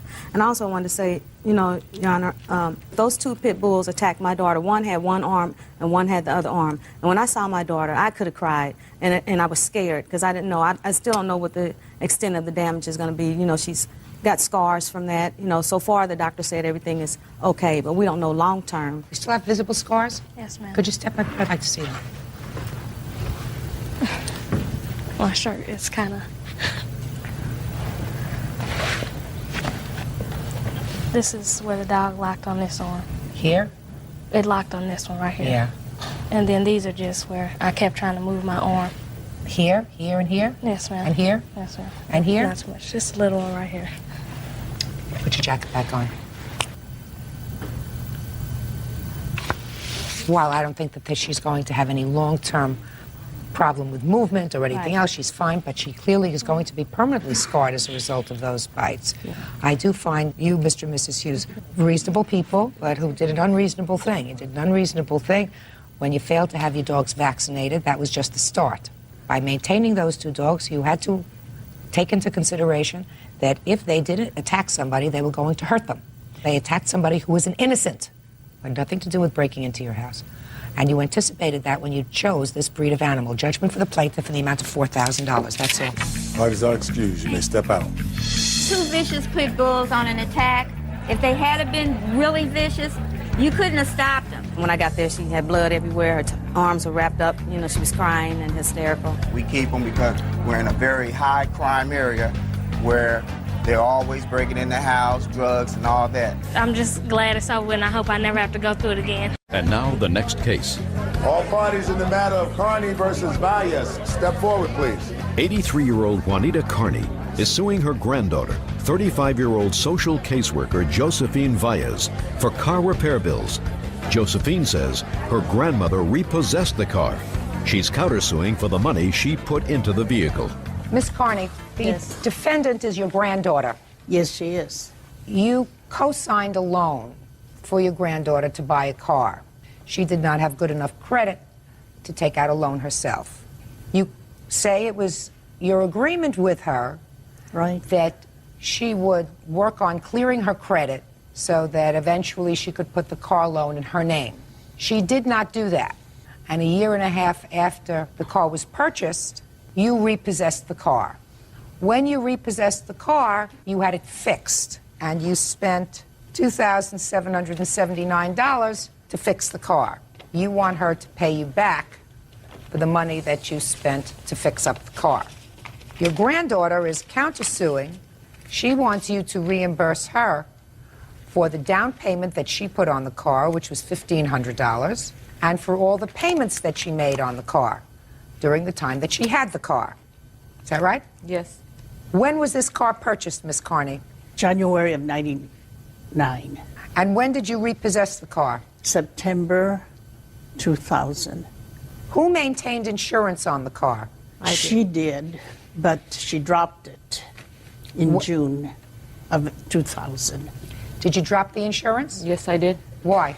Because she came and threatened to take the car from me. Because she wanted to take a loan out on her house, and she could not do that because my car payment was stopping her. When you dropped the insurance on the car, did you continue to drive the car? Yes. Well, you can't do that. What kind of car was it? It was a 98 Hyundai Elantra. And how much was the total purchase price? $12,092. Did you make all the car payments on the car? Yes, I did. Okay, now, Miss Carney, you tell me why you repossessed the car. During our transaction of the car, the salesman said that there was a mark in the credit report that you could not put it in her name. It had to be in my name solely. I asked her, are you willing to put it in your name once you clear up your credit? And she said yes, because one of the black thing that's on the credit is a mistake, and I can clear that, and I'll be glad to do it. And with that promise, I went ahead and allowed it to be in my name, knowing that I could be liable if anything would happen. Right before repossession, I was told that it was wrecked, and she was still driving it around. So I repossessed it. I took the car to a repair shop, and I have the receipts for both of them. Where is the car now, Miss Carney? I resold it. I had to fix it, and somebody else did. Just a second. You sold it? Yeah. What did you sell it for? $7,000. Who did you sell it to? To my daughter's friend. She's taking over the payment. She didn't sell it. And the car was not wrecked when whoever picked it up took it. Yes, it was. Just a second. There was nothing wrong with the car when it was taken from me. Oh I was at work, and when I went out, the car was gone. There was nothing wrong with the car. Do you have photographs of the car when the car was taken? No, I didn't take any. The only thing that was apparent was a broken windshield. It was cracked. But what made it so expensive is that both airbags were deflated. Your problem is that you dropped the insurance and continued to drive in the car. And if you did that, that rendered your grandmother liable. If you had an accident and hurt somebody and the car is in her name, they can take her house, they can get a judgment against her. So in my judgment, she had an absolute right, based upon the fact that you had no insurance, even though she might not have known it at the time, to take back the car. So you acted irresponsibly. So on your counterclaim, you're getting nothing.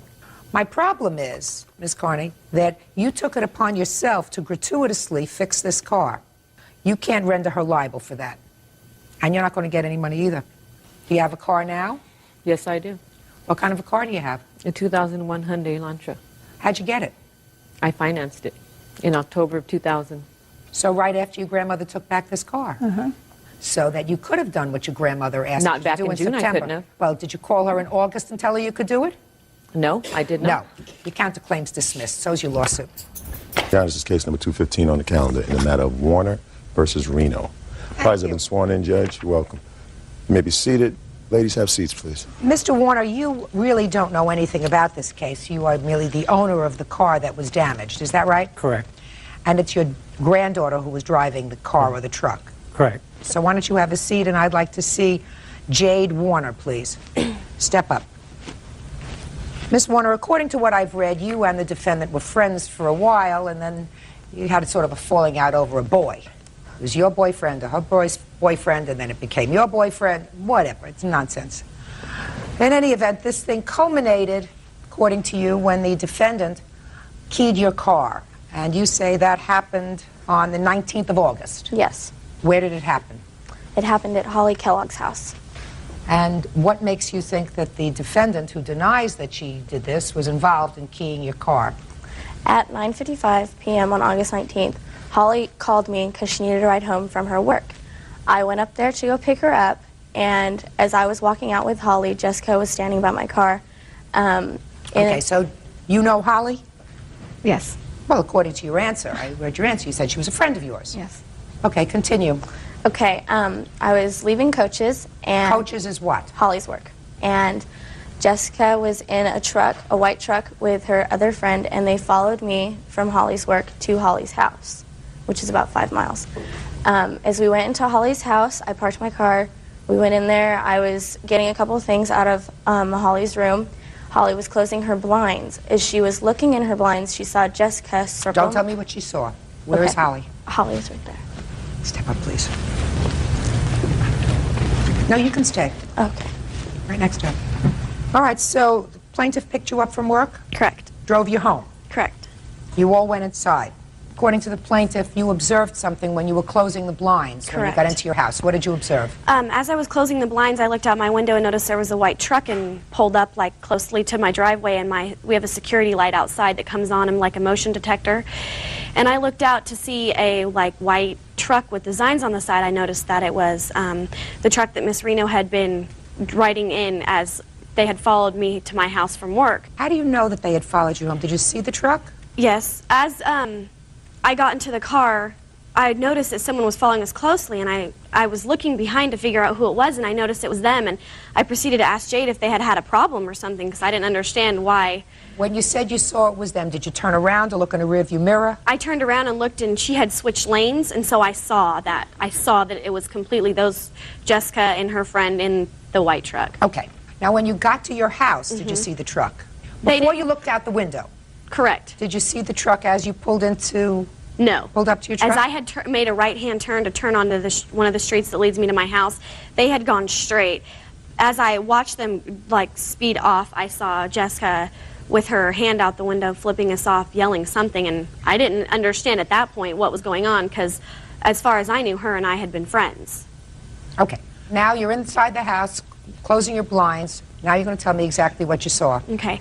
As I look out my blinds, I see that there's the same white truck, which there was a driver in the car, which was Jessica's friend. Jessica was walking around Jade's car, and her hand was down here. And I was trying to figure out what was going on, and as I looked and glanced a little bit longer, I could see that she was keying her car.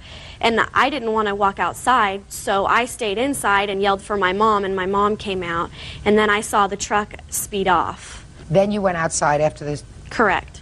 What did you observe when you went outside? There was key marks on my car. Do you have photographs? Yeah. May I see them, please? On the photographs, you can see the metal that has been, but it's clearly the 4 panels on each side of the car. Certainly is. Okay, Ms. Reno, let's hear you. Okay, I brought my friend Jessica. Don't tell me you brought your friend. You look at me. Okay, about 9:20, my friend had picked me up from my house. We went over to my friend Jason's house. and he wasn't there. His roommate had told us that he was going to Coach's to have dinner with his family and then going to Sharky's to play pool. So we went over to Coach's, and there we had seen Jade, and actually we saw her car after we came out.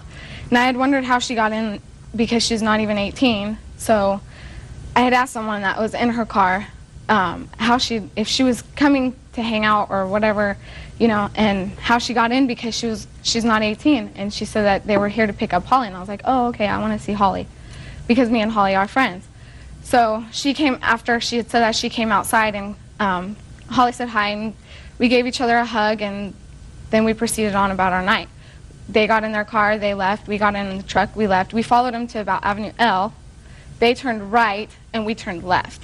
We proceeded to go to Sharky's, which is a pool hall, to look for my friend, and he wasn't there, and so we just proceeded to go to Jessica's house, which we were there by 10 o'clock. Now, who were you with that night? Jessica. Jessica, what's her last name? Pavovarov. Is that you? Yes, Your Honor. Step up.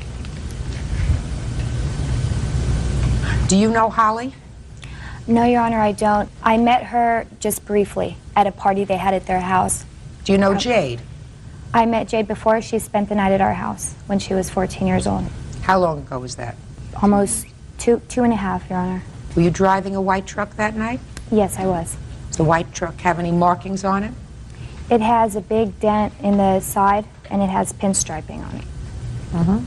You yourself have never had a falling out with Miss Warner, No, is that right? no. But you know that Miss Reno has had some problems with her. Well, from what I knew, they were friends, and I don't know what happened between them. They just stopped hanging out. Okay.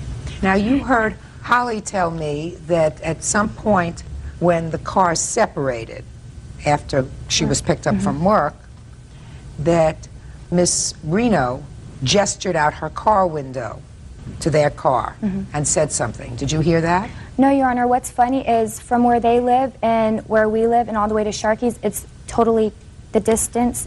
We're going the opposite way. And we have a map right here that shows that it's the opposite way.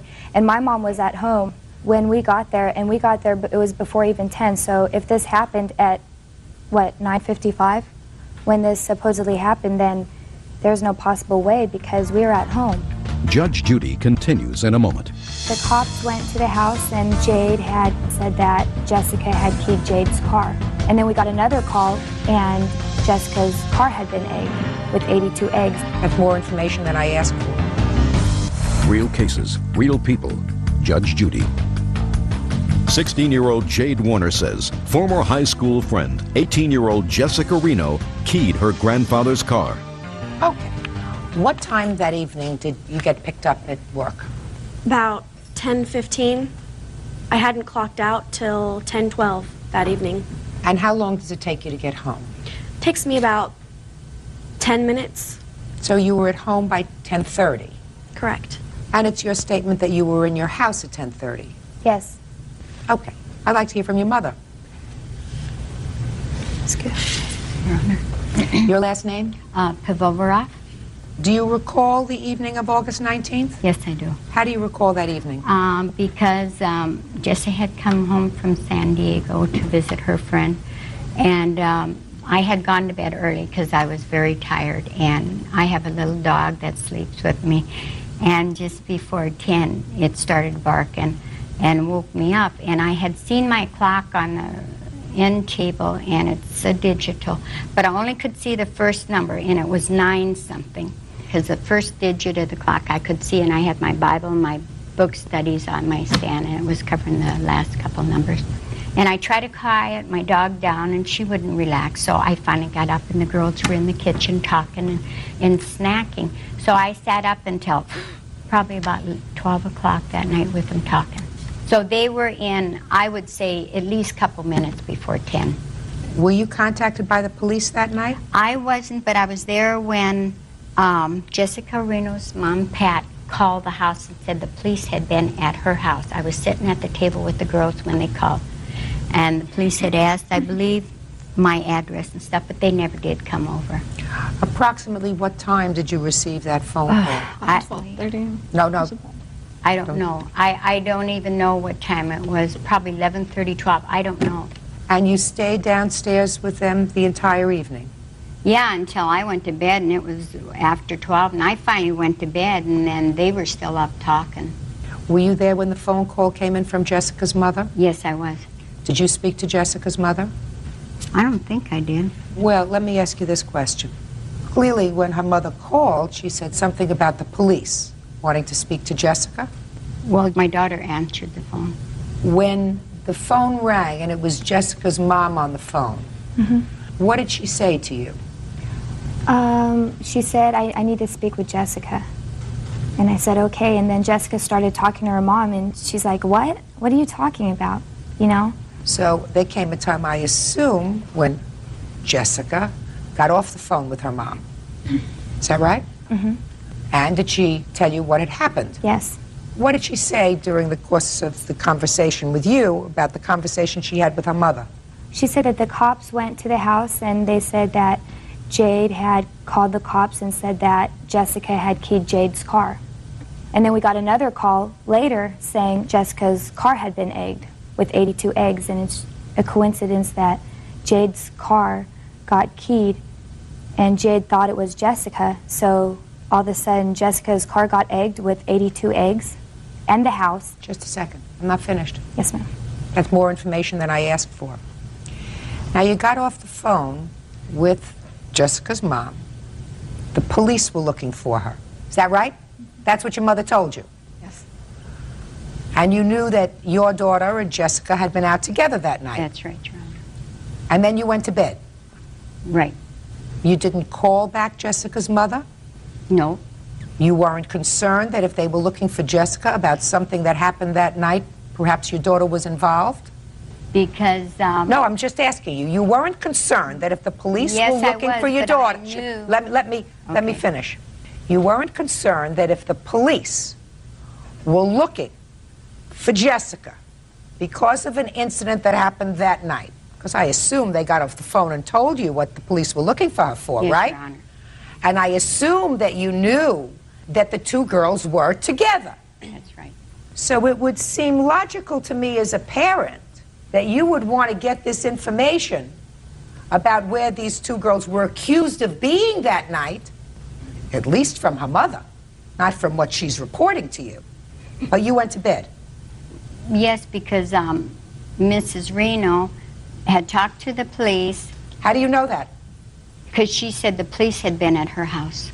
Right. Had been at her That's house. what I'm saying. But Jessica reported that to you, Right. correct? Right. Jessica's reporting all of this to you about the conversation. Right. Right? Right. So Jessica's reporting about the conversation to you.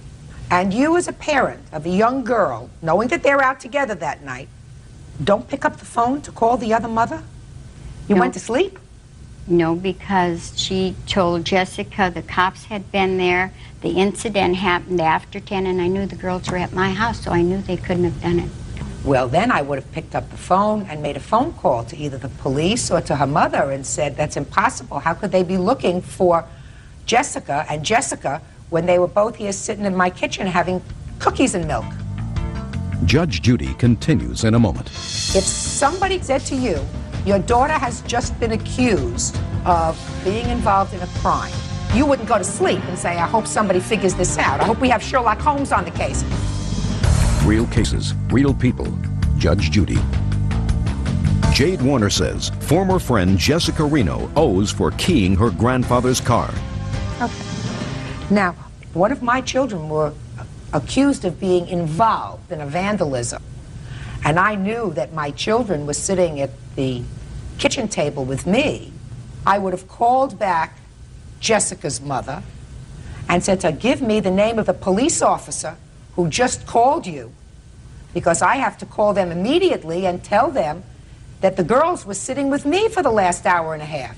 Do you understand what I'm saying? Yes, Your Honor. Good. Have a seat. Let me see estimates for the damage to the car. We understanding each other? Yes, we do very well. Thank you, Your Honor. Right. Your Honor. Who wants to say something? Sure. I'm Jessica's mom. The girls were at my house, left at 9:40. We have brought a map, or 920, I'm sorry, of the 3 places they went. I don't believe that they went to the 3 places, madam. Your daughter does not deny the fact that she was at Coach's.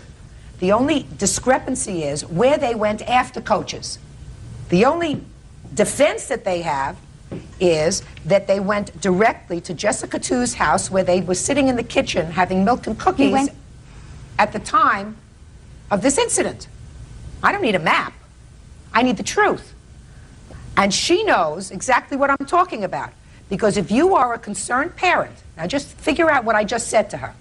If somebody called your house and said to you, your daughter has just been accused of vandalizing property or being involved in a crime, and you knew she was sitting at your kitchen table during that time, all night, would you not contact the police and tell them that immediately?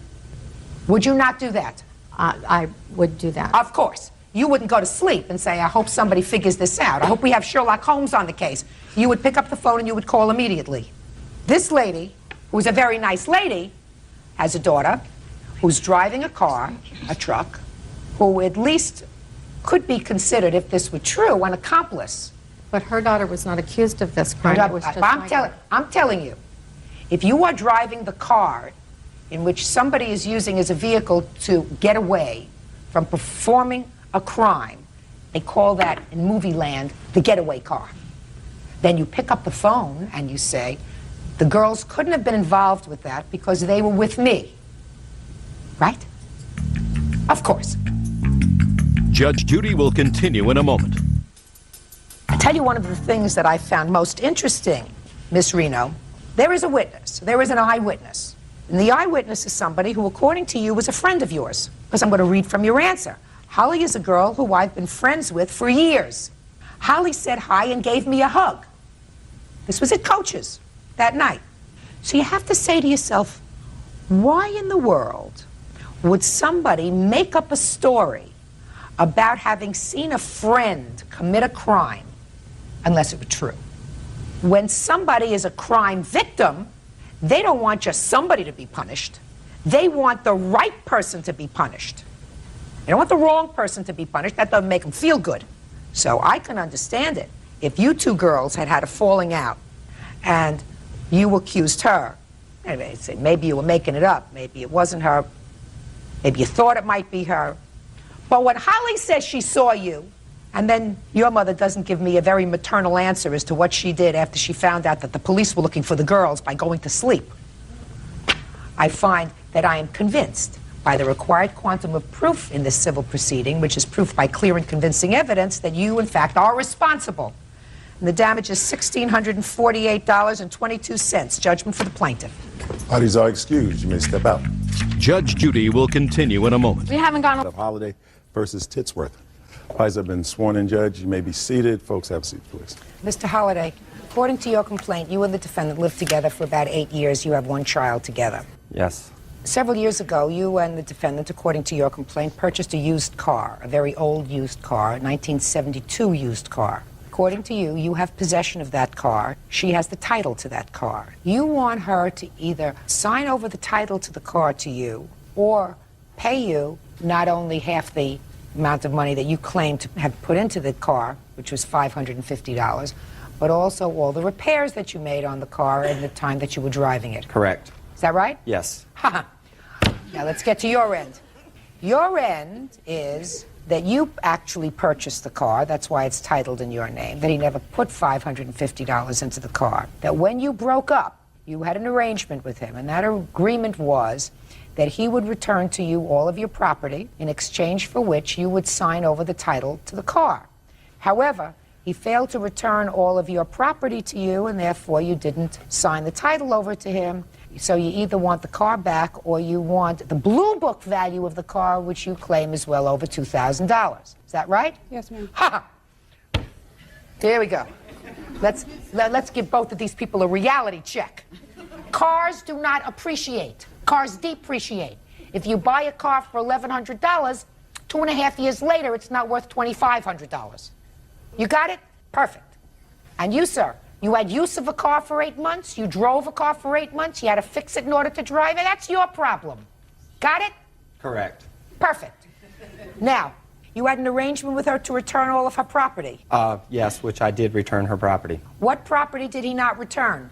He did not give me important documents. My birth certificate. Your birth certificate? Yes. I mean... Shh. Okay. Do you have her birth certificate? There's a bunch of stuff in storage. I have no idea, Your Honor. When you say there's a bunch of stuff in storage, her stuff in storage? My child's personal belongings. I have her birth certificate and her records. Yes. But you don't know if her birth certificate is there. I have not been through it, no. You can either go through it, Ms. Titsworth, or you can call and get another birth certificate. Do you understand? Yes. What's next? There was 4 TVs in the home. I didn't receive anything out of my home. Who purchased the televisions? I did with my money. Mr. Halliday, did you return any television sets to her? We had a verbal agreement, and she stated after she would not sign the car, she did not want one thing out of that house and to throw her stuff away. What part of did you give her any television sets didn't you understand? I understood every part of that. So why don't you just answer my question? I did not give her any televisions. Why not? Didn't you think she would like to have one? She didn't ask for one. She's asking for one now, or maybe 2. There's one TV, and that was in my child's room. The other 2, well, there's a brand new one which I had bought. Yes. The other TV, what was in my child's room, was my mother's TV that was borrowed. She can have a TV. That's no problem. How many TVs did you purchase? Well, I purchased 3 of the TVs in my home. Do you have any proof that you did? No, because I paid cash for everything. Most of the things I had to get was from garage sales. All right. What else do you claim he didn't return to you? All my cutlery knives that I really enjoyed. I mean, there was pictures. The pictures that he did give me of my family ripped in half. Did you do that? No, ma'am, I didn't. Did you destroy them at all? No, or she would have brought that. Did you bring any of the ripped pictures? No, I didn't. Everything that he did give, I had to take it all to the dump. Now, Mr. Halliday, where were you employed in the last 5 years? I was in the Carpenters Union. We have numerous jobs. And how much did you earn in 1997? Approximately $12,000. 98. I think about 14 to 16,000. 99. 25,000. How much will you have earned this year? Roughly almost $20,000, I would guess. How much have you paid in child support, sir? We just went through our custody hearing. That's not what I'm Nothing. asking you. You paid nothing. My child was held away from me for 60 days. I had to go to court to be able to see my child. They gave me child support in November. They wanted to redo it. They just started it again. Now my child support is due. I am behind $88. And were you advised of what Mr. Halliday's child support order would be? It's supposed to be $118 a month, commencing November the 1st of 2000. $118 a month. Ms. Titsworth, when Mr. Halliday and you were living together, I want you to think very hard. Did he ever do jobs, on the side jobs, paid in cash? Yes, he did a lot of side jobs. What kind of side jobs? Well, he sold drugs for many years. Shh! Up! You knew that? Yes, ma'am. That's a side job. I was talking more in terms of bookshelves, but that was far more lucrative. When did he stop selling drugs? July of 1997, once we had our child. Because you had your child? Yes, ma'am. Well, that's a good thing. Ms. Titsworth, you don't want this car, do you? No, Your Honor, I don't. You have the title to the car? Let me tell you why it would be very smart to turn it over to him. He can build up parking tickets on that car. If he drives around without insurance, you might have a problem. So it would be very wise of you to sign over the title of the car and forget it. Do you understand? Yes. Let's do it. That's what I was going to explain. On my title, I did send off the application, everything for my title, to Nevada because I never received the title. When did you send it? It was sent off 1/12/2001. I even have the insurance. I still pay insurance on my car. Why are you still paying insurance on the car? Because it's still registered in my name. The car's probably not worth very much. Why don't you just have the police just go and get it and turn in the plates on it and junk it? Because I know he needed my daughter, when she did go with him, that she needed to get around. And that was when he lived by himself. Mm-hmm. Once he moved in with his mom, I mean, there's several cars there now. Is this your mother? Yes, ma'am. Good. Yes, Step up here, please. Miss Halliday? Yes. How many cars do you have? We have 3 cars. Good. I just changed my mind. This is what But you're going. those are not mine. I don't care whose they are. They don't belong to Santa Claus, do they? No. Real cases, real people. Judge Judy. Michael Holliday says his ex-girlfriend, Carrie Titsworth, won't return the title to his car. Carrie says the car is hers. Pay careful attention to me. You have to protect yourself. As soon as you get the title, you have to take the title to the police and say, he is withholding my car. You get the car. They must give it to you. You either sell it or junk it. Because, Miss Titsworth, I have no assurance that even if you sign the title over, that he is going to take that title and do anything with it, like registering the car in his own name, which would mean you would still be liable in case he had an accident without insurance. You listening to me? In case he got parking tickets of $1,000. You would be responsible. Do you understand? Yes, ma'am. So, Mr. Halliday, your application to have her sign the title over to you at this time is denied. Your application for money is denied. You drove an $1,100 car for 2 years. She's been paying the insurance on the car? Your Honor, I have insurance showing that I've had insurance since 1998 with no lapses. Here is my tax returns for 1999, the time we bought the car, $428, which I paid made $25,000 that I'd like to submit. Good. Here is when I asked for the... Did you understand what I said to you? Yes, ma'am. Here's You have proof that you paid insurance on this car? Yes. Let me see it.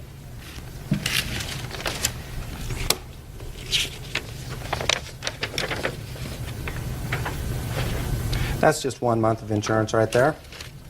Showed that I had insurance for the last 3 years. I don't care whether you have or whether you have not, so she has to protect herself. If someone with whom I were estranged had possession of a car that I couldn't get back, and as a result of that, I didn't know whether there was insurance on this car or not, the smart thing for me to do to protect any assets that I had was to maintain insurance. So whether you maintain insurance or not is really not the issue. The issue is she maintained insurance because she was forced to, because you have the car. She is exposed. Do you understand that? Yes, and that's... Good! We were separating our property July 31st. I have these papers, if you'd like to look at them, to sign. Sure. And also I have some papers here from a court case that her lawyer wrote me that stated that the car was my car. If you'd like to look at that. Absolutely. Okay, I just highlighted it a little bit in red. It's on the front page. They stated she saw your vehicle. Well, that indicates it was my vehicle. Just a second. Did you ever sign this bill of sale in front of a notary? No, I did not. That's not been signed. No, it sure hasn't been. No, that was our agreement. It sure hasn't been. So how am I going to Titsworth pay my indicated child? Just a minute. Ms. Titsworth indicates that on 2 occasions, Saturday, November 11th and Sunday, November 12th, she saw your vehicle at a parking lot of her employment where she was leaving at 4:30 in the morning. There is no reason for you to be in the parking lot of her employment at 4:30 in the morning. The only purpose could have been to harass or annoy her. You want me to assume from this sentence, she indicates she saw your vehicle at the parking lot? That's it? Well, is that yes, correct. Wrong. Listen to me. Complaint is dismissed. Be smart. Get your title. You may decide once you get your title and retrieve the car that you want to give it to him.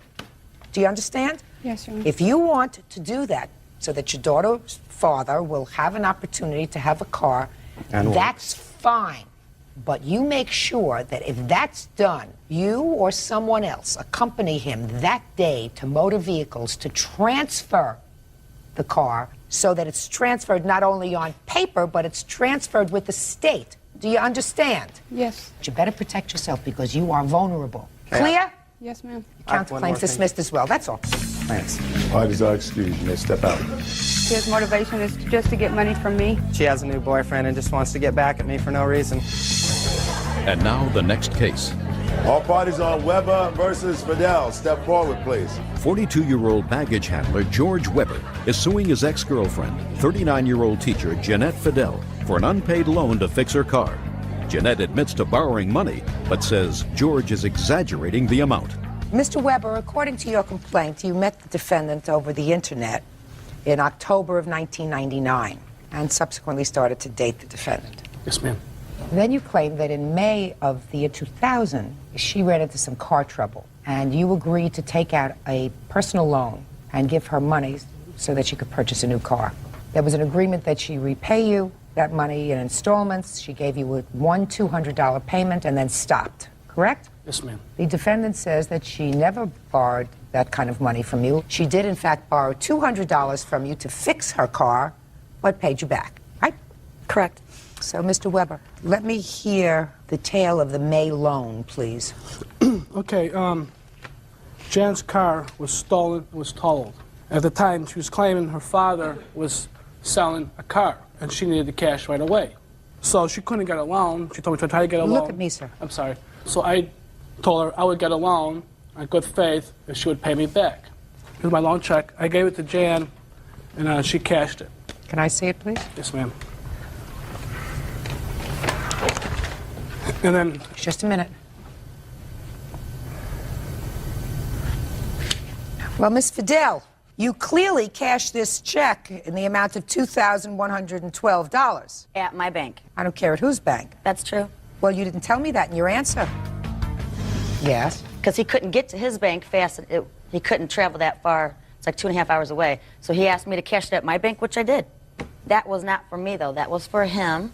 He's from Chicago, not Indiana. He was down visiting me, leaving for Boston and Washington, D.C. He gave me $200 out of that so I could fix my car, which I did. There's my canceled check for that. He took the rest, and he went on vacation. He gave me $200 out of it. Can I see? She wanted me to deposit. Just a minute. And that's the extent of it.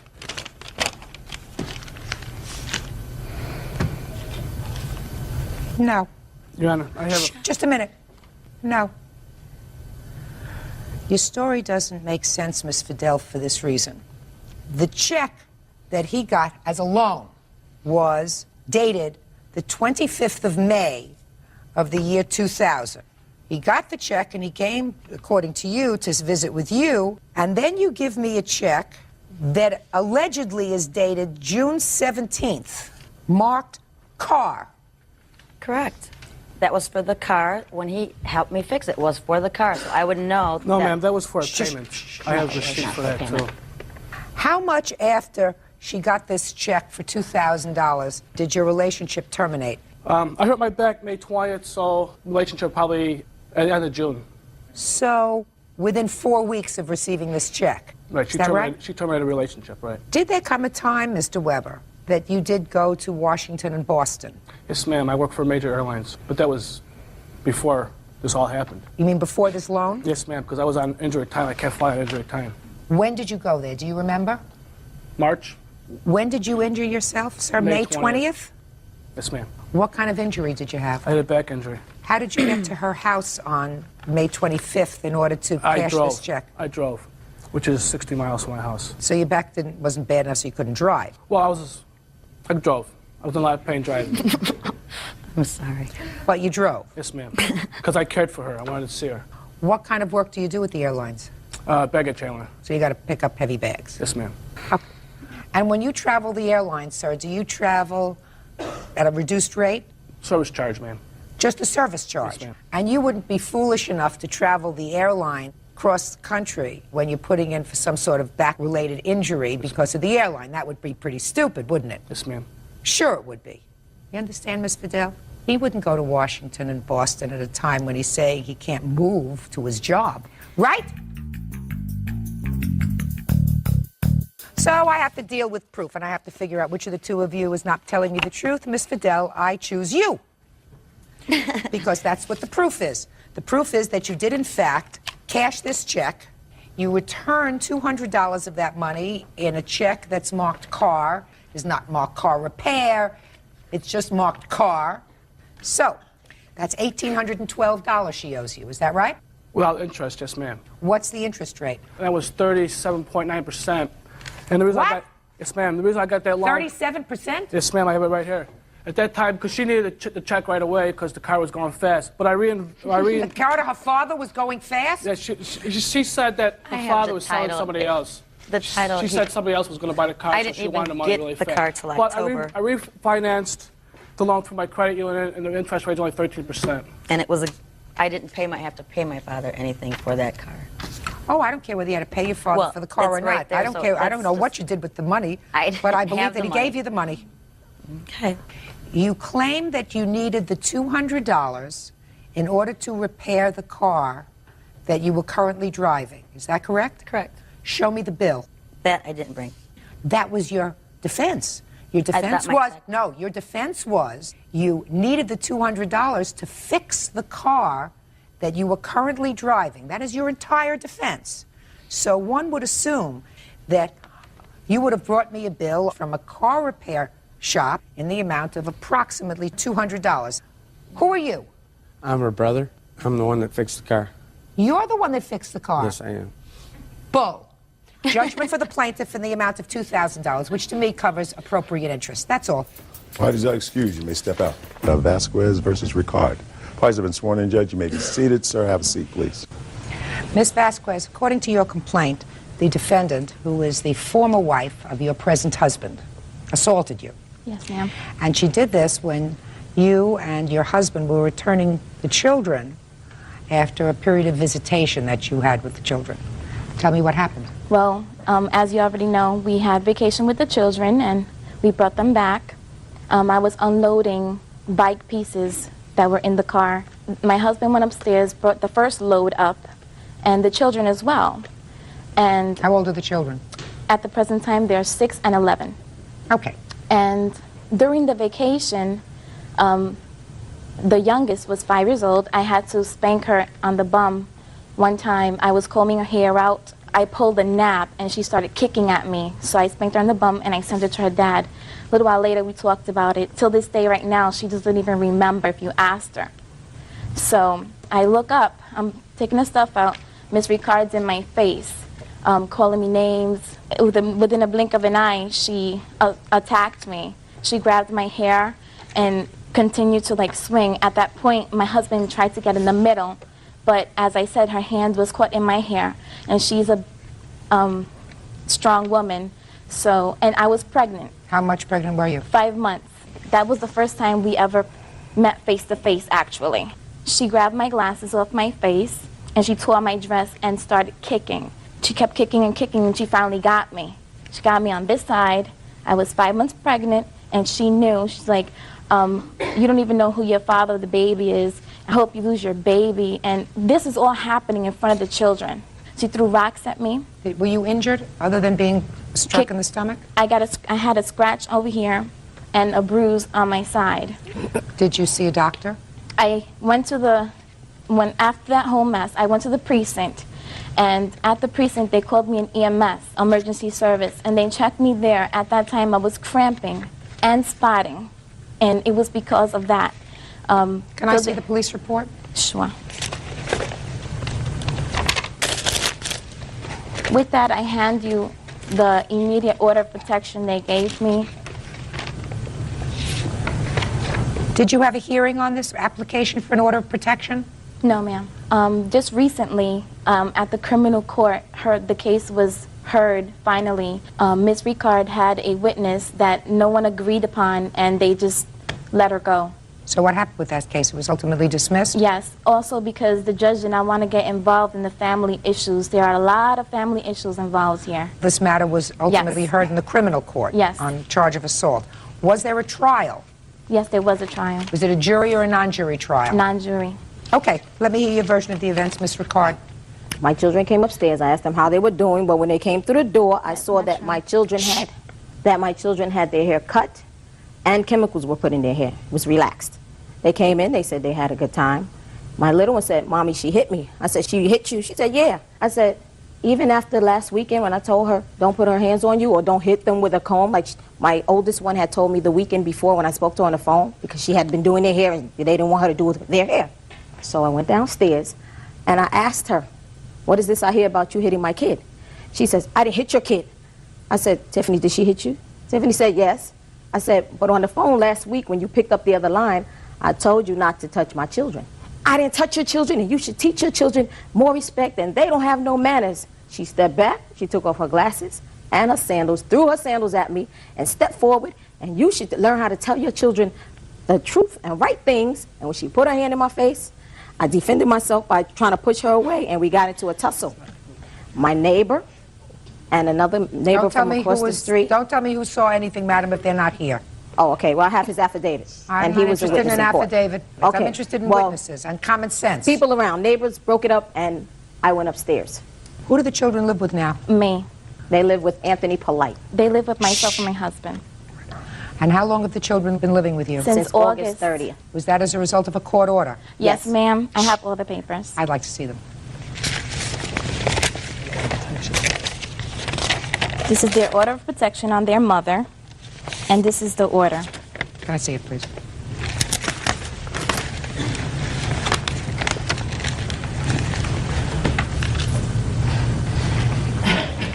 All right.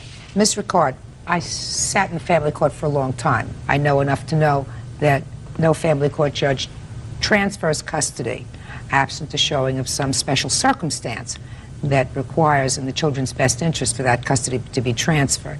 I'm not going into that now. What I am going to tell you is I think that A, you didn't like her to begin with even though you had never met her, but must have known from your children that she was pregnant and that she was going to soon marry your former husband. I assume you were not remarried at the time. Is that right? No, I wasn't. Then your children come home and you see that while they were visiting with their father and soon-to-be stepmother, they did an outrageous thing by having their hair straightened, cut, whatever it was, because you talk about that in your papers. So you're furious at that. And then you continue to ask your children how things were, and your youngest child said that she had, in fact, spanked her. That further infuriated you. You come down there in a fury. You didn't approach her and say, could you please tell me what happened when you were there? I told you not to put your hands on her. You came down in a fury.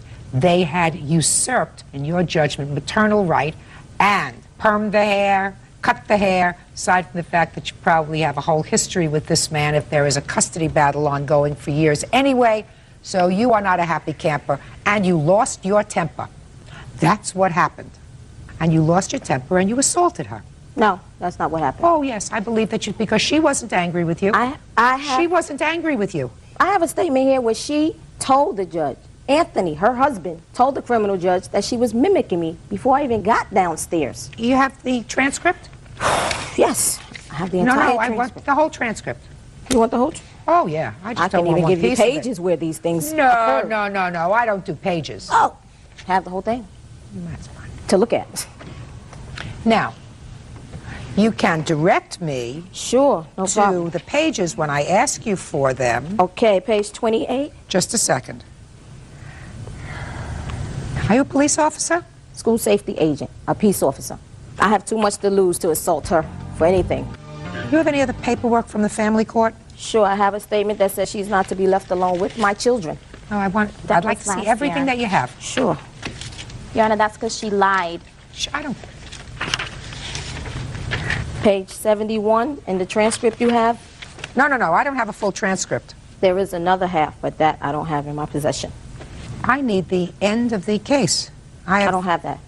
Well, then this is useless to me. I have to have an entire document. I have to see whether this case was dismissed after an entire trial. I'm speaking, and you're not.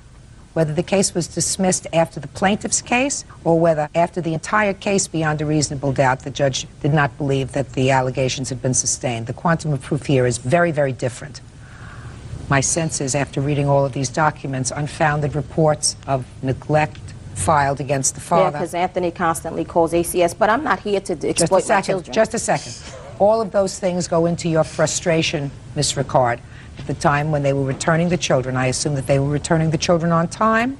They were not there to argue with you. They were not there to fight with you. You had a choice. Neither was I. No, oh, yes, you were. You had a choice. And your choice was that if your daughter said something to you about being hit, spanked by the plaintiff, and you are, in some regard, a peace officer, then what you do, since you were no stranger to the courts, you were no stranger to family court, you had an attorney, so that your choice at that time was, the very next morning you pick up the phone. Let me ask, can I ask you something? No, you may ask me nothing. What I'm telling you is they came there without any sense of fight. You came downstairs, you were furious. And you were furious because of a whole bunch of things. No, I was not furious. Of course you were furious. The first thing that you said to me today, they had chemically treated the children's hair and straightened it. So? Yeah. So? They were. So? Yeah. And So? she has, like, you didn't So want to what? look at the statement, but she was, in that statement, she says how I came downstairs. She says that I came downstairs in a calm, low-mannered voice. She says it in the statement. Oh, show me Page that one. 71, she says that she was, Anthony says, yes, she was mimicking me. No. Of course. Just a second. Just a second. I'm going to look at page 71. She Page says, 22. My That's the low- husband's here to say what I want you to be quiet.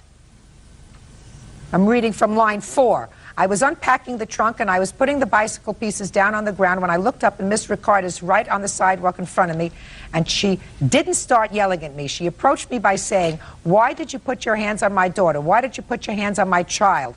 When she said that to you, what was her tone? Very low. What was your response? Because she was upset about it, I said, "Let me explain what happened." She didn't give me a chance. She just attacked me. I don't know why you think that that'll help you. Judgment for the plaintiff in the amount of $2,500. That's all. Thank Parties you, Your are Honor. excused. You may step out. The truth will prevail eventually. It'll prevail. This is just a little war. The battle is not over. She's gotten away with way too much. And, you know, if she was a fit parent, the children would not be living with myself and my husband. And now the next case. All parties in the matter of Phillips versus Boyd and Boyd versus Booten, step forward. 24-year-old bus driver Latasha Phillips is suing former friend, 23-year-old cashier Danielle Boyd, for giving her personal information to police when she received a ticket. Danielle has a separate lawsuit against her own witness, Shanika Booten. Danielle says Shanika was the one who actually gave the information. Miss Boyd,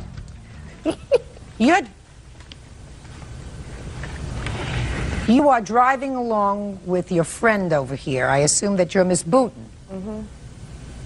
Yes is the answer. Yes. You're driving. You get pulled over by the police. You had no driver's license. So when the police said to you, "Can I see your driver's license and registration?" you said what? I gave him Latasha Phillips' name. And you got a ticket. Right. For what? With no insurance. What else? You don't get stopped for no insurance because the police don't know you have no insurance when they stop your car. What was your car stopped for? I had a busted windshield. That's an answer. Danielle has a separate lawsuit against her own witness, Shanika Booten. Danielle says Shanika was the one who actually gave the information. So you gave her name to the police. You said, "I don't have my license, but this is my name"? Speak. Right. Did I say anything that was funny to you? Not so far. Could you get your act together, please? Excuse me. You also gave her date of birth. I didn't know her date of birth until she gave it to me. So Miss Booten over here gave you Miss Phillips' date of birth to complete the lie that you told to the police, correct? Yes, ma'am. Miss Phillips, at this time you're home making matzo ball soup for your family, right? Yes. And you know nothing about this? No, ma'am. You find out that you've been issued this citation. Did you get something in the mail? No, ma'am. Well, how did you find out about it? Because Shanika, that's my cousin right there. Yeah. And this her best friend. They was mad at each other. So Shanika called one of my other cousins and told her to tell me that Kunta used my name. So what did you do? I called the DMV and I got the citation number. Then I called the court to find out why she got pulled over and what day it happened and stuff. And then they start sending me papers in the mail from the collection agency. Let me see your papers. This from the collection agency, and this from the DMV. And the collection agency saying that they put a hold on my license, and the DMV said that they was going to suspend my license if I didn't clear it up. And that's Now, the your only particular thing. problem is you were on maternity leave from your job as a bus driver. Yes, ma'am. And you couldn't go back to work for a period of time because your license was suspended. Yes, it's on hold. On hold for a period of time. Yes, ma'am. How long were you out of work? I was supposed to go back from October 10th, till now. And you haven't been able to clear this up? I just went to court on the 30th for this ticket to get the paper saying that I didn't do it. And how much do you earn a month? $18.06. Your defense is it's her fault, right? Yes. Because if she hadn't given you the date of birth, I wouldn't have told the police, right?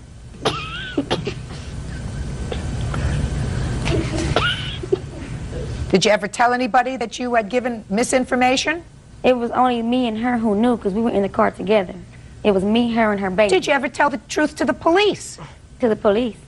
To the police. Did you ever tell the truth to the police so that you got her off the hook? No. No. I'd like you to sit down for a minute, please. This is going to take 2 seconds. Step over here, please. Now you're the plaintiff. Now you're the defendant. Now, Miss Boyd, this is a lawsuit that you filed against Miss Booten, right? Right. And you filed this lawsuit against Miss Booten for $1,000. Right. And your claim, why don't you tell me what your claim is against Miss From Booten? loss of work, and I lost $400 behind this. How is she responsible for your lost wages from work? Because they took $400 from me. For the ticket? For the ticket. They were both taking the money from me. Did you take $400 from her? No, I didn't. Let me read you your claim that you filed, madam. I see it, it's right. You say she should be responsible, for aiding me in giving the police the misinformation that caused them to issue a citation in her name, because but for her giving you her date of birth, you would not have given the police that misinformation. Right. I'm suing the defendant for $1,000 for the stress caused and lost wages. Yeah. I think she needs a real reality check. Would you say she needs a reality check? That a detox. Yeah, right. Perfect. Your case is dismissed. Now, on your case, just stand up for a second. You may sit down. You may sit down. Not a genius to give your cousin's date of birth, madam. Do you understand? Now you can move back over here. Play little musical chairs. Move back over here. All right, Miss Boyd, let's talk about an R word. R word, responsibility. Responsibility means that if you give misinformation to the police out of your mouth that causes somebody else a problem, even if somebody else told you that information, it's your responsibility. That's true. That's not what you say in your answer. But I'm saying it doesn't cause them to take my money from me. Oh, I'm going to take a lot more money from you. Because of your actions, she was out of work for at least 2 months because she couldn't drive without a good license, because you opened up your big mouth and lied to the police when you got stopped. It has nothing to do with the police and your broken windshield and you didn't have insurance on your car. That's something between you and the police, madam. With regard to Miss Phillips, you owe her $2,600. Judgment for the plaintiff. That's all. Parties are excused. You may step back. Party's been sworn in, Judge. You may be seated. Ma'am, have a seat, please. How old are you, sir? 17. This is your father? Yes, ma'am. Why don't you have a seat for a moment, sir? Sure. Quentin, according to your complaint, you ran away from home. Was it just you or you and your sister? Me, my girlfriend, and 2 other girls. When was that? December 10th, somewhere around that. Was there any particular reason that you left home? The main reason was... Look at me. At the time, I was having a lot of problems in the home, and also my girlfriend at the time, she was only 14, so were the other 2 girls that ran away. Basically, I was looking for a way to get out and a reason. I just thought I could go along and help. Go along and what? Help them take care of themselves, considering their age. According to you, the defendants took you into their home. I'll figure out why in a minute. After a week, you decided that this wasn't for you, and you went back home. You say that they retained certain of your property. That's what this lawsuit is about, $5,000 worth of your property that you say that they have. How did you get to their house? They came and picked me up about a half hour after my dad left for work on that day. How did you know them? I met him a week or 2 prior through one of the girls that ran away with me. Their brother was living with them. So one of the girls that ran away with you had a brother who was also a runaway? No, he was 19. He was their roommate. Had you talked about moving in with them, I assume, before December 10th? Yes. What did you tell them? One night, me and the other 3 girls were with them at a coffee house, and that night, the girls didn't go home. We stayed out too late, and they missed a curfew, so they just decided they were going to stay gone. And in the meantime, I was corroborating with them basically on how to raise money to get out of state. What reason did he tell you that he was running away from home? He didn't tell me any reason. This is a different story. We don't even know him, really. We know him. We met him twice. We met him twice. so you met him twice, then you know. They picked you up at your house? Yes, ma'am. Did you pick him up at his house? No. Go ahead. They picked you up at the house, and what did you do? Look at me. The night before, I had spent the entire night packing. I stayed up all night packing my stuff in boxes and bags, and that morning it was around 7:30 they showed up. They helped me load everything into their car. We crammed it full, and we went straight to their house. Yes? From there, I stayed there. For a week? Yes, 7 days exactly. And what happened when you decided to leave? By this time, all of us had made a mutual agreement that none of us would back out of it. We were set to run away. And You mean you and the 3 girls? Yes, and the defendants. And if we backed out, the rest of us would get back at the others in some way. And me and one of the girls had decided a couple days before we left that we didn't want to stay there anymore, but we felt we couldn't just leave because of the fact that all my stuff was over there. I didn't know if I could get it back. I didn't know if we were going to go to jail if we came back or not. So Why would you go to jail? because we ran away. Okay. On Christmas Day, we had had enough of it, and they had gone to their parents or whatever for Christmas or something. And I called my mom and told her to come pick me up before they got home because I was afraid what they would do if they found out we were leaving, because this would mean that they would most likely go to jail, and they did. Go to jail for what? Harboring runaways. So your mom came and picked you up? Yes. Came pick you up in a car? Yes. Why didn't you take your stuff with you? I didn't even have any shoes on when I left. Well, I was... Quentin, you called your mother. I assume you knew you were going to leave the night before. So as No. soon as they left... We didn't... We'd been wanting to leave, but up until 10 minutes before I called her. And where does your mother live? She lives in Franklin, Indiana. About how far is that? It took her 15 minutes. Well, in 15 minutes, you pack up a lot of stuff, This is true. including the shoes that you were wearing. Because one of the things that you say you left is your cat. Yes, ma'am. That doesn't sound hard to get. True. My mom, when she pulled up, she knocked on the door and she wanted to come in and get my stuff, but I didn't want to stay there. I didn't want to take the risk of them coming home. Why, you think they're violent? Yes. What makes you think they're violent? While we were there, their roommate, one of the girls' older brother, he had come out about something, and basically everyone in the house at the time beat him up. Totally. Just trashed him. He's got scars and bruises all over his face. This 19-year-old brother. Yes. You have a drug problem? No. Did you ever use drugs? I have. Did you use drugs while you were in their house? No, ma'am. Were you going to school at the time you ran away from home? No, ma'am. For how long? Close to a year. What were you doing during that year? Working. Working for whom? I had a couple different jobs at fast food places and home office. Why did you leave school? It was an incident. I was kicked Look at me. out. I was expelled for a while. For and what? that came harassment of a teacher. I had gotten into a fight with a teacher. When it came time for me to go back, my parents and I just decided I would drop out and start GED classes. That way I Is that could the work. first time that you had been in trouble in school? That was the only time I've ever been in trouble. What kind of harassment of the teacher? Threats. Threats? On Yeah. the phone?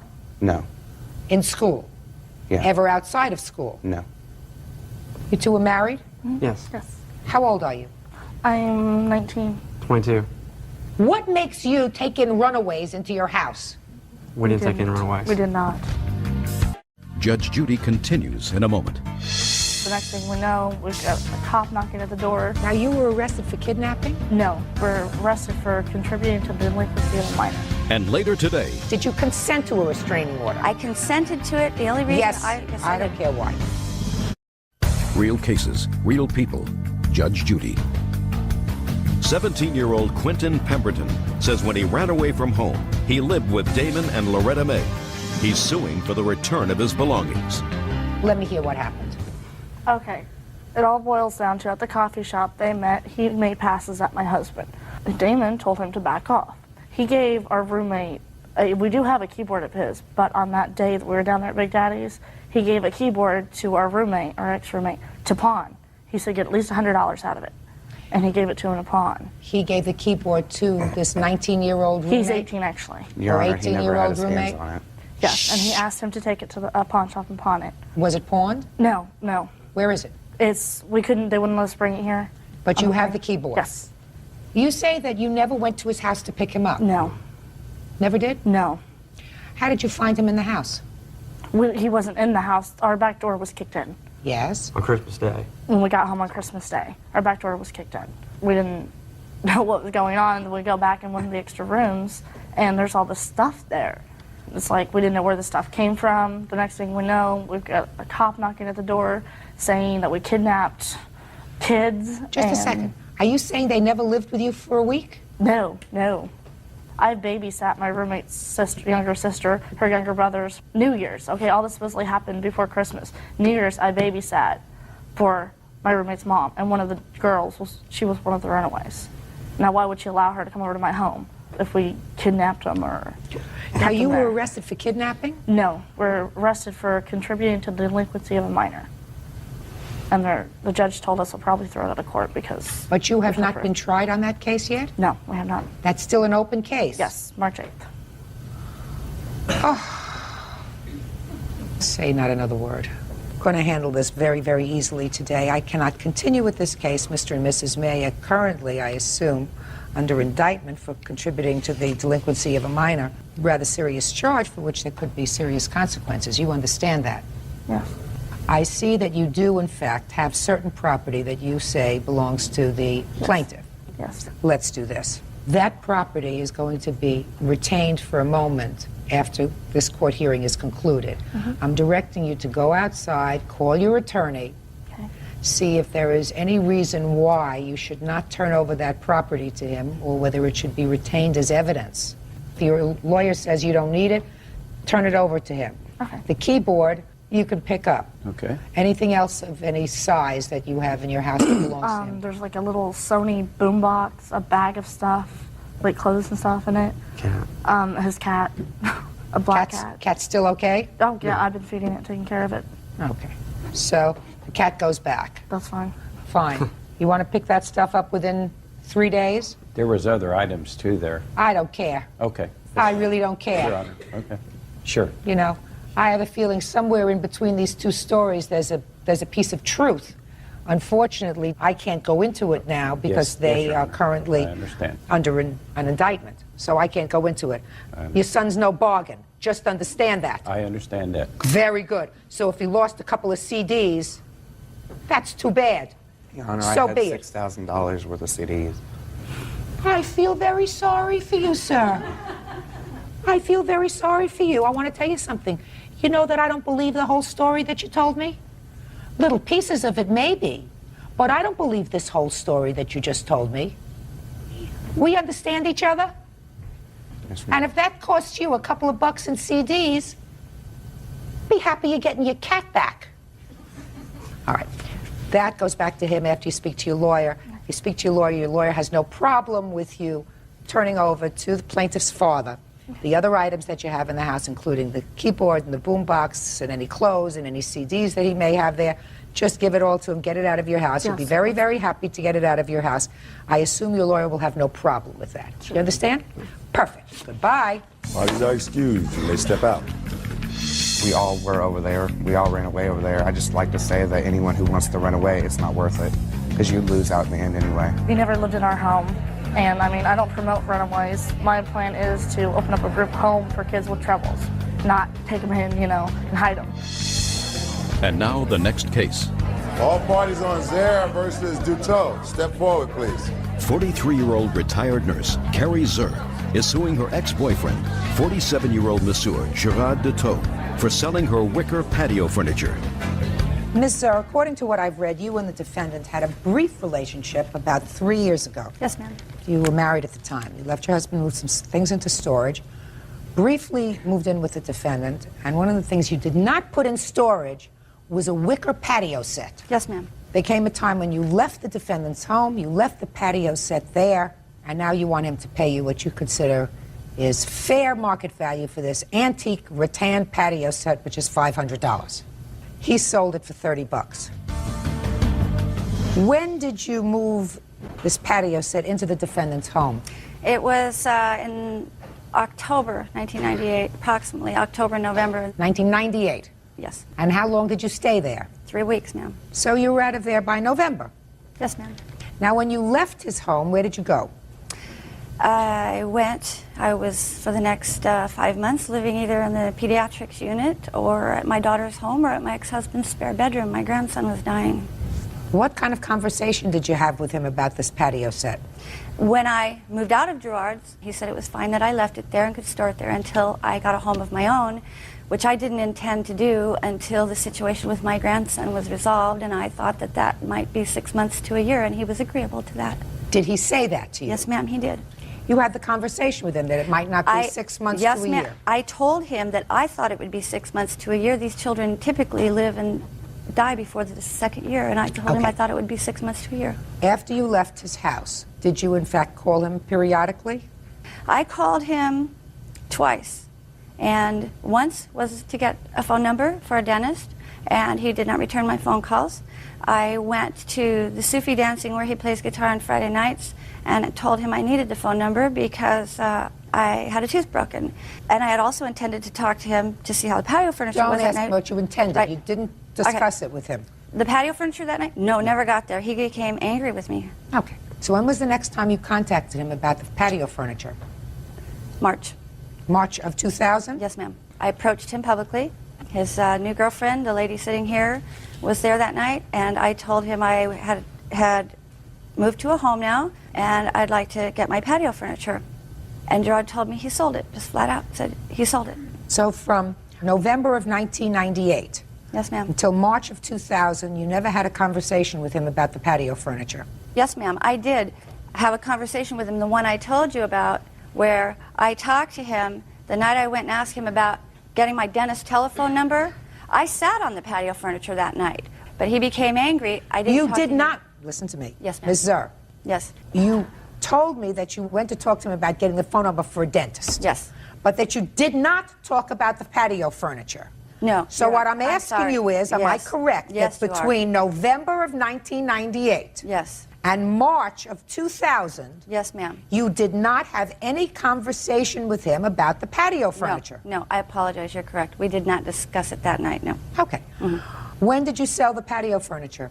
It was the first weekend in May of last year, 2000. She said she spoke to you in March of 2000. I remember it's the first weekend in May because that's when we have a park-wide garage sale. Could it have been in May instead of March? That could have been, yes. It could have been May. Could have been, 2000. Yes. So he actually held on to this property longer than the agreed time. Is that right? No, ma'am. The understanding that I had was that my grandson is dying. These children die before 2 years old. I expect him to die within 6 months to a year, and then I'm going to get a home. Okay. That was the understanding. Let me ask you this question. I know that this is difficult, Miss Sir. Did your grandson survive the illness? No, ma'am, he did not. When did he pass away? He died in March of 1999. Well, if he died in March of 1999, it was more than a year after that that you called to reclaim this property. Yes, ma'am. And in the meantime, Gerard had filed a restraining order. I did, and I didn't even realize he had the patio furniture in the aftermath. I didn't even remember. Miss Sir. Yes, ma'am.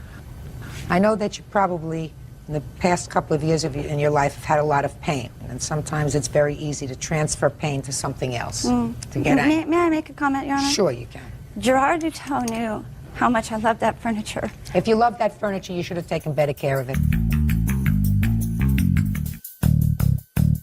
You didn't even realize that he had the patio furniture. What is it that brings you to court now, Ms. Because sometime last winter, when I went to my storage and was thinking of getting the home and started looking through things, then it occurred to me he had it, and that's when I approached him about it.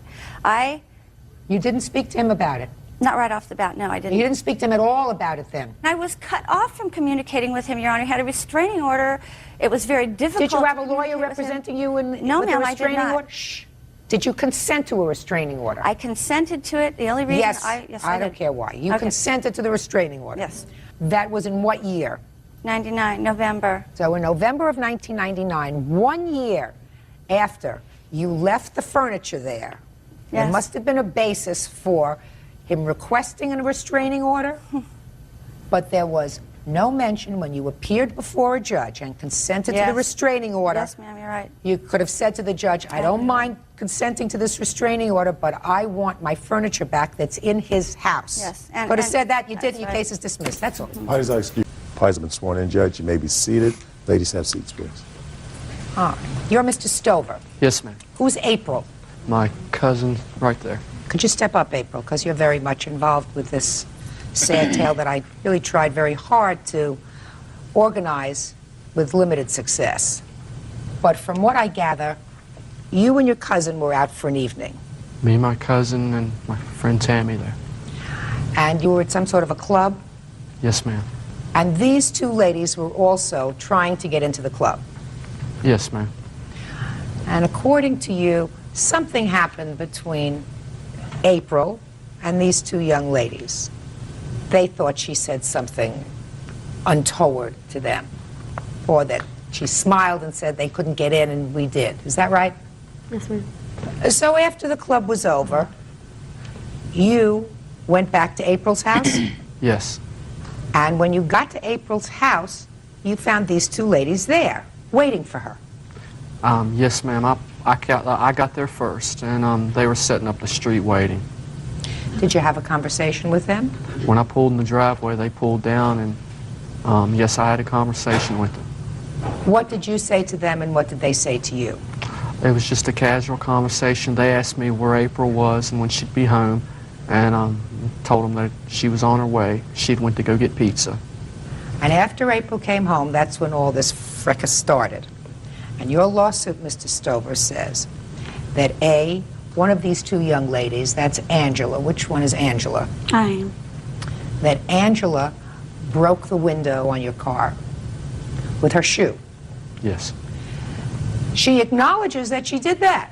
She says she was defending herself. She was aiming for you and you ducked. That's your defense. Well, yes. That's what I read here. You also claim that Jessica, that's you, Yes, ma'am. had you arrested for assault, as a result of which you had lost earnings, you drive a cab, couldn't drive for 4 months, Yes, ma'am. It was a malicious wounding, which was a felony. You know. and those charges were ultimately dismissed. The first charges were, then they appealed it to a higher charge, aggravated malicious wounding, which it was a worse 20 years to life. And was that also dismissed? Yes, ma'am. After a trial? Yes, ma'am. So there was a full trial? There was a full trial. Where you testified and she testified? Yes. So you are suing Jessica for having you falsely arrested and loss of income. She is counterclaiming because she says that you assaulted her with some sort of a machine that takes credit cards, imprints. Yes, ma'am. I have that with me. You acknowledge that you did, in fact, hit her with that. Yes, ma'am. It's self-defense. Okay, so that's what the case is about. So let's get back to the girls are there waiting for April.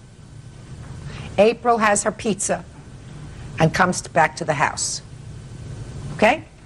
What is the very next thing that happened? You want to tell me, April? Jessica called me over to her car. So I walked over to her car. And You had known her from before that evening. Yeah, as far as I knew, we were friends. We had talked every time we'd seen each other out. We had talked to each other. Okay, so she called you over to her car. Yes, I walked over to her car, asked her what was going on. As soon as I did that, she reached out, grabbed me by the back of my hair, twisted me, and had me upside down in her car. The top of my head was in her lap. Okay, and then what happened? I asked her what was going on. She said I was talking or dancing with her boyfriend, which was not true. We were there maybe 10 minutes at that club. She still got you in the car? She has me in this underneath with my head. So you're talking? Yeah, I was trying to talk nice and calm to her, and I thought we were friends at that time, Okay, well, clearly at that time she didn't want to be your friend. Evidently not. So what happened? I just kept asking her why she was doing it, and I yelled for Steve. I was like, Steve, come over here and tell her what we did. So Steve eventually comes over. And what happened, Steve, when you walked over? Well, when she first hollered for me, I didn't know what was going on. I didn't realize the seriousness of it. And then I eventually went over there and seen what was going on. And we both were trying to reason with Jessica. We told her whatever we did, if we laughed at you, we were sorry. And that's when Angie got out of the other side. Who was driving? Angie. Go ahead. And she got out, and when she come out, she had a lock blade knife, and she brandished it to Brad and myself. And it pretty much scared us right bad. Then she got back in the driver's side, and as far as I could see, she folded the knife up and put it in the middle console. So that's when I was worried for her, because the way her head was in the car, you know, I was... Her head was still in the car? Yes, her head was still in... I was thinking the worst, you know, she could have got cut or anything. So I did what I had to do. I beat down on Jessica's arms and got April's hair loose. And she fell back onto the ground. Then they got mad because I'd got her loose. They chased me to my truck. Jessica was first chasing me, and I was running to my truck trying to get to the phone so I could call the police. And I didn't know who had the knife at the time. So I used to work for a frozen food company selling frozen food, so I had a credit card machine. And I grabbed the first thing I could out of my truck, and I've got the credit card machine here if you'd like to see it. I would. Okay.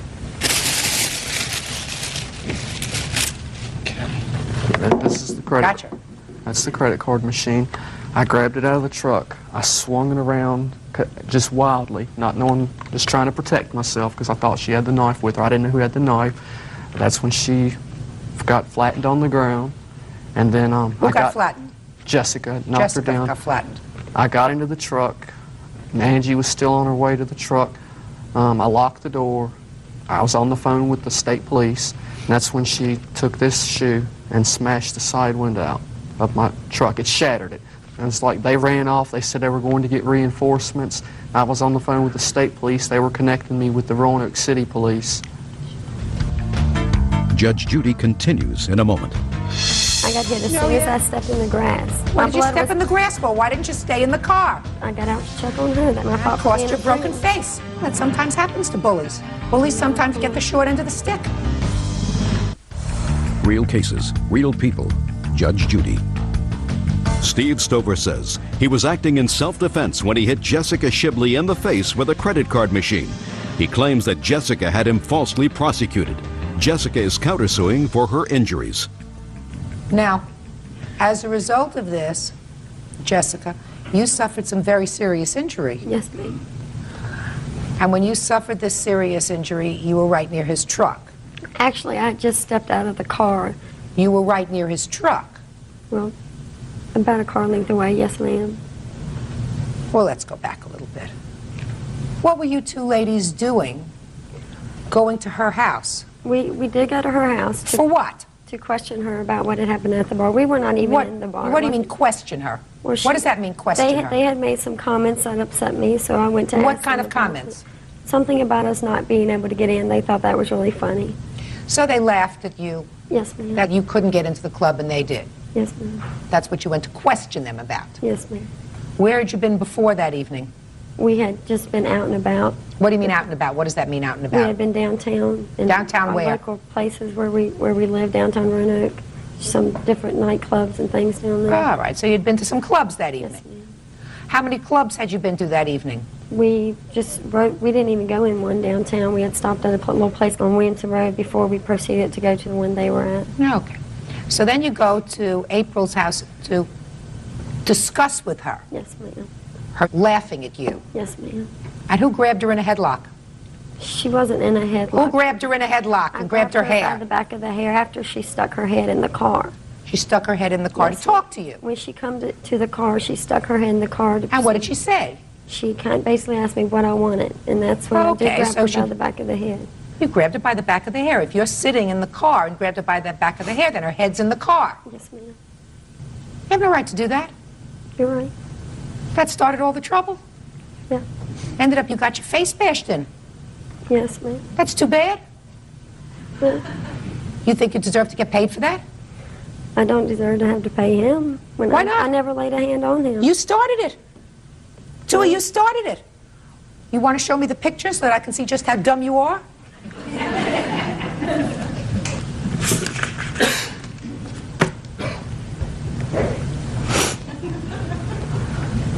That's pretty dumb.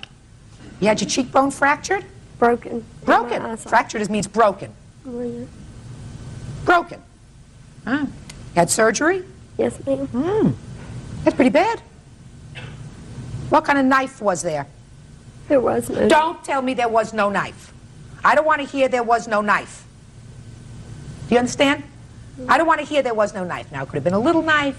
It could have been one of those little red knives. What do they call those? Swiss Army knives. You know. I never held a knife. I never seen a knife. Yeah. And that is after my surgery. The police would not release the other pictures before the thing. Oh, I'm sure they were terrible. Yes. Who do you have to blame for that? Steve? No! You! He was protecting his cousin. No, his cousin was in the house when I had gotten hit. Angela was out of the car. Just a minute. If her cousin was in the house, and you had come to speak, let's listen to me. If she had run into the house because her head got loose, right? And you had finished your conversation with her. Yes, ma'am. What were you doing out of the car? Because as I looked over to leave Angela, she was gone out of the car. I stepped out of the car to check on her, and that's What do you when mean check on her? What was she doing out of the car? I have no idea. All I know, as it was going on, they were yelling about guns and everything. So I look over and she's gone. I get out to make sure she's okay, and that's when I got hit. No one chased anyone. I got hit as soon as I stepped in the grass. What did you step in the grass for? Why didn't you stay in the car? I got out to check on her. That's my fault. Crossed your broken face. You started this trouble. I believe him when he says that there was a knife in the console of the car, that he had seen it. Oh, I believe that. So your counterclaim is dismissed. Whatever bills you had for your face, take care of them. You went over there to cause trouble that evening. There's no question in my mind that you did. And you got it. You got more trouble than you bargained for. Well, that sometimes happens to bullies. Bullies sometimes get the short end of the stick. Judge Judy continues in a moment. I didn't smash his window in. I threw my shoe. You told me in your answer, madam, that you were aiming for him. No, I threw my shoe at him, and it hit Right. What word didn't you understand that I said? Real cases, real people. Judge Judy. Steve Stover is suing Angela Morton and Jessica Shibley for having him falsely prosecuted and for smashing his windshield. So the police were called, right? Yes, ma'am. When were you stopped? The police never come to us. We went up the street, which my mother lives 3 houses up the street from this. We went to another friend's house, and she called the ambulance. The ambulance come, the police come. I went straight to emergency room. And what'd you break his window for? I broke his window because he was trying to leave, and she was laying on the ground, and I was scared, so I just threw my shoe. I wasn't running up to his truck, and I didn't smash his window in. I threw my shoe. You told me in your answer, madam, that you were aiming for him. No, I threw my shoe at him, and it hit Right. That's what you said. What word didn't you understand that I said? You said in your answer, I was aiming for him, and he ducked, and I hit the window. Yes. Why? Because she was laying on the ground. I didn't know what he was going back in his truck to get, if he was going to hit me. What were you doing out of your car? I was out of my car because they were screaming stuff. I didn't want them to run up on me and hit me. They weren't running anywhere. She was in the house, according to your friend, and he had walked away. So what did you get out of your car for? I got out of my car because him and Brad were hollering stuff. And you didn't like that they were hollering stuff? You have... No, I didn't know what they were going to do. Sticks and stones will break my bones, but names will never hurt me? I didn't know what they were going to do. I didn't want to be sitting in the car. Well, if you don't know what they're going to do, madam, then you get in your car and you go away. You don't get out of your car to confront them, especially when you've been the aggressor. You don't get out of your car. You stay in your car, and you go to her mother's house, which is 3 houses away. So you were arrested. Yes, ma'am. I was running. After I got my cousin loose, we all scattered, and we were running to get away from the trouble. They chased me to the truck. I believe that they chased you to the truck. Oh, I believe that they chased you to the truck. So you were, in fact, arrested. Yes, I was. How long were you incarcerated? I explained the story, what happened to the magistrate at the time, and he let me out on my own recognizance. Now, why do you say you lost earnings? Okay, originally, the first charge, when it was dismissed, They brought up new charges and made it aggravated malicious wounding and was a felony. And the city of Roanoke will not allow you, even though I hadn't been convicted, they will not allow me to have my cab license. Now, let me ask you this question. How many witnesses testified at the criminal trial? Myself, April, Tammy, and Brad. Tammy, you were there? Yes, ma'am. Step up here, please. Do you know these two young ladies? Yes, ma'am. Did you see Jessica get hit in the face? Yes, ma'am, I saw everything. Saw everything? Yes, ma'am, I was standing right there when everything happened. I would like you to tell me how close Jessica was to the truck when she got hit in the face. She was at the door to the truck because Steve reached in and he turned around and Jessica was there because they both ran past me to get to the truck. I was standing next to the car when everybody jumped out. She wasn't a truck length away? No. Judge Judy continues in a moment. Now, did you see Steve run to the truck? I saw Steve run to the truck because April went flying. Steve immediately ran to the truck past me, right next to me. Jessica jumped out of the car, ran past me. She jumped out of the... She came barreling out of the car. I mean, she jumped out of the car. How far did she have to run to get to the truck? About a car and a half length. But she was right behind him? She was right behind him. And where was Angela at this time? Angela was on the other side of the car, and she jumped out of the car at the same time Jessica did. Did she run up behind Jessica? She was at the door as soon as... ठीक है तो हम recorder चालू कर चुके हैं दोस्तों और खेलना भाई ढंग से खेल लो यार this video, guys. This video trying to play this game. I gotta try harder. And today the situation is the 1v6-3. I mean 1v3, and I was trying harder to win the match, but situation where I'm trying. Oh my gosh, Ray guys, play it easier, play it easier. Let's go. Oh my gosh, Ray guys, get Messi. Okay. Just wait here. You're playing. Come on, players. I don't know what's going wrong there. What's going wrong out there? Come to the party.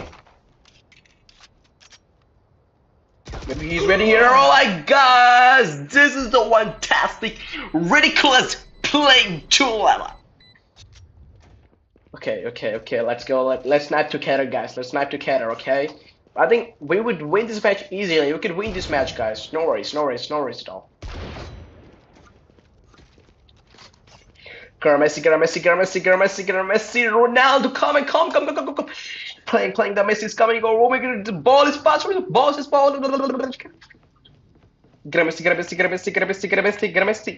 ball is passing through the players, the situation is for the rounds begin here.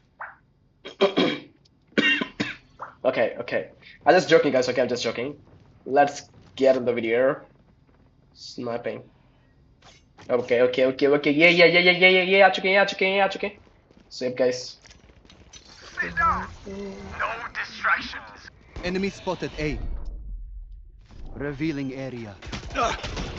Found them. Okay, so my guys, this is one of the one fantastic moment that I ever took at the beginning of the strike harder. Last player standing.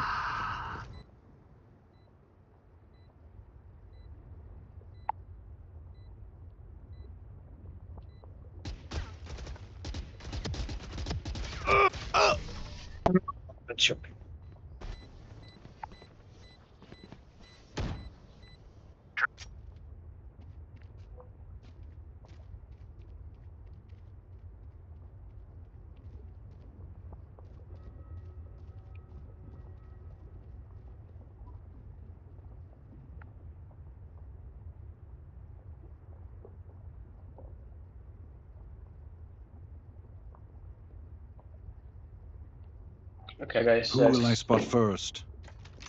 No, I don't, bro. I don't care what he's trying to say. Okay. The mess is coming over here, and they're trying harder. And so I was trying to do better. Something is, I was actually trying to better.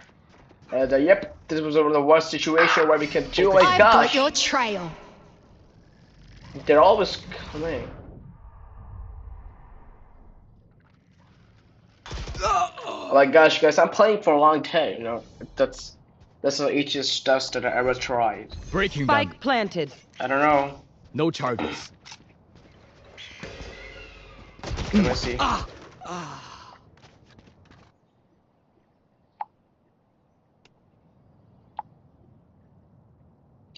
So yeah, guys, let's go. Let's get another video wrong. You should know what's going wrong out there, and yeah, literally had no idea. I'm trying harder. Down and out. That's 3. My ult's ready. Enemy spotted A.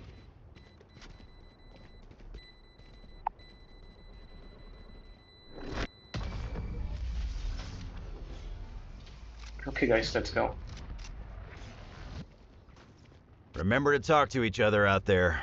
If we communicate, we win.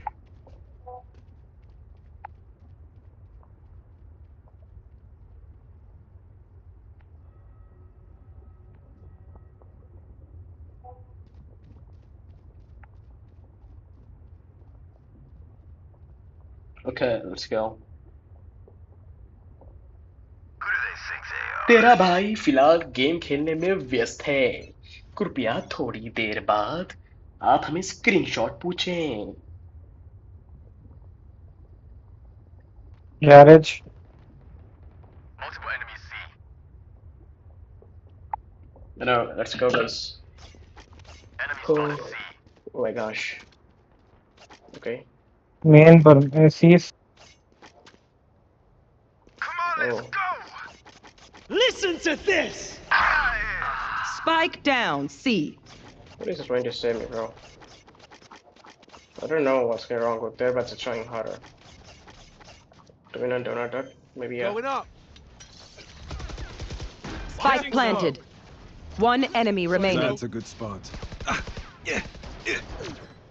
I have them. Okay. Okay, we just switch the Reloading. there. We good. We good. Let's save awesome, guys. Let's save awesome, bro. Forgive me if I overextend. Old habit.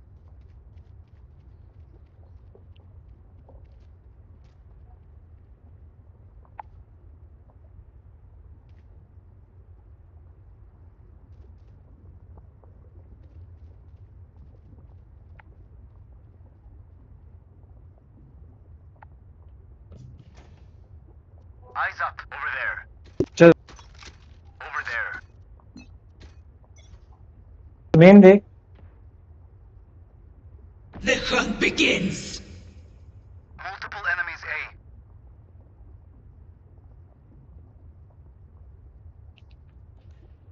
Okay, Enemy guys. spotted A. I just really had no idea what's going wrong. But yeah, whatever. I win again. My ult is ready. Okay. Spike planted. That's fantastic, bro.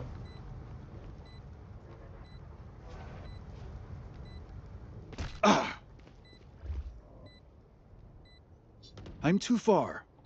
Someone's A. That works.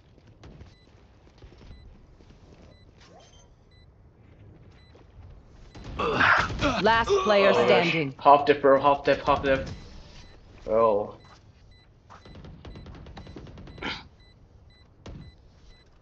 What do you say, drone?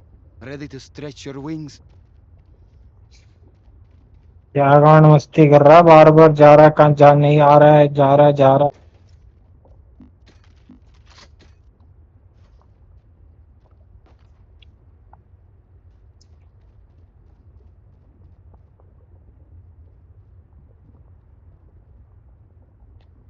Watch and learn.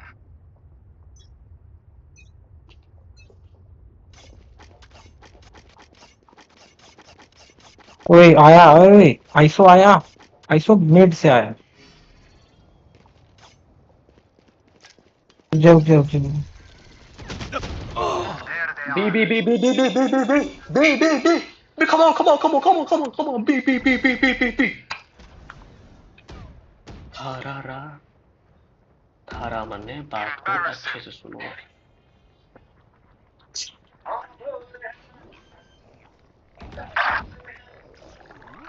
Spike planted. No distraction. ये चल चल चल चल चल चल मार दियो. Going up. ultimate. Come on, let's go! Bunch of guys, eh?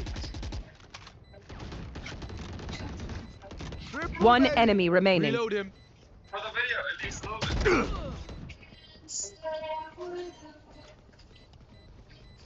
Okay.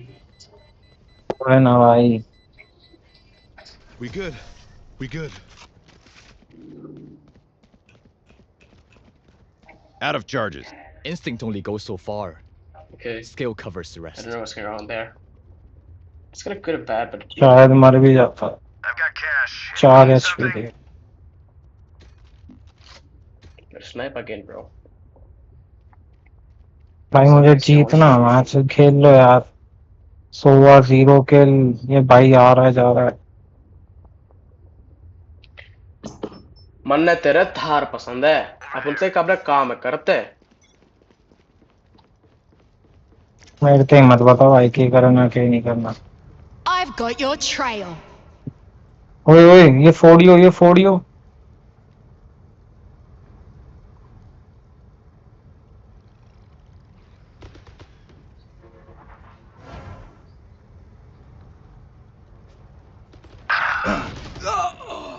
Okay, that's good, bro.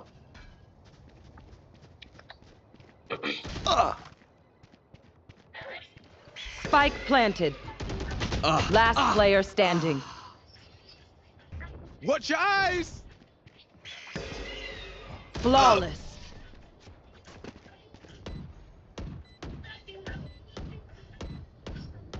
Fire stuff, ka-ching, little skrrr, then we're done. Yeah? Okay. अरे सोआ भाई हाथ पकड़ के थोड़ी ना खिलाना पड़ेगा. एक आधा तो निकाल.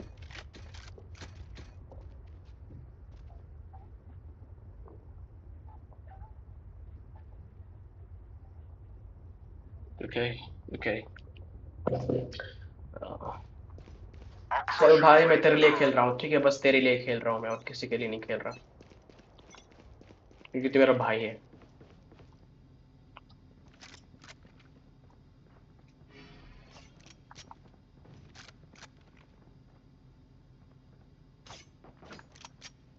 ये है भाई.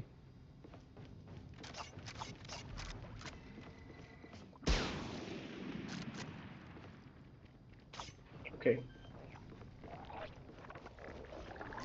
Spike planted. Scanning ahead. Reloading. I am the hunter! Enemy You spotted cannot A. escape. Oh yeah! Monster on the loose! Oh my gosh, guys, that's perfect. Rain is down. That is perfect, my bro. I don't know what's going wrong. I truly had no idea. Last player standing.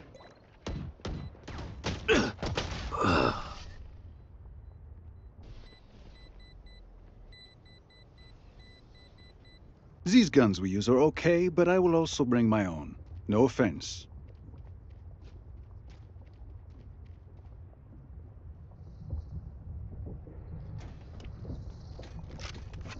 Okay.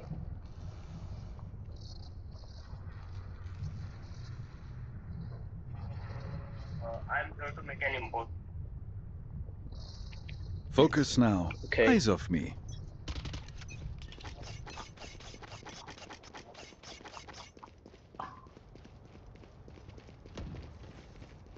Enemy spotted They are A. so dead. Show me a target. Smoke's down. Oh, I'm enjoying this. Come on, let's go! Scanning ahead. Shot dart. I've got your trail.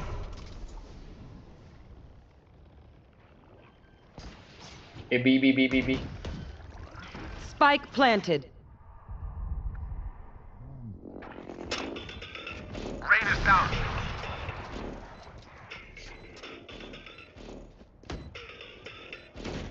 One enemy I remaining. love this gun.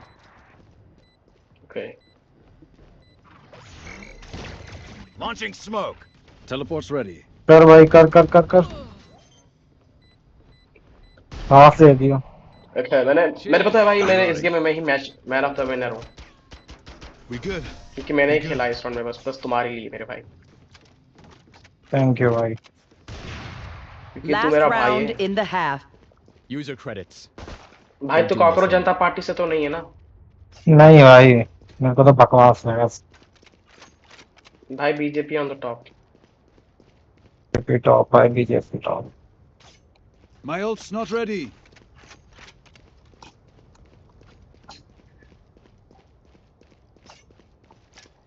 You know what to do. चलो अभी आ रहे होंगे नहीं कहाँ होंगे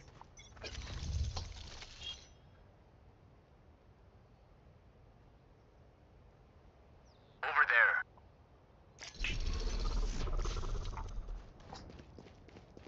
Okay, where are they run, bro? अरे मत push कर You want to play? Let's play. Enemy spotted C. Listen to this! I don't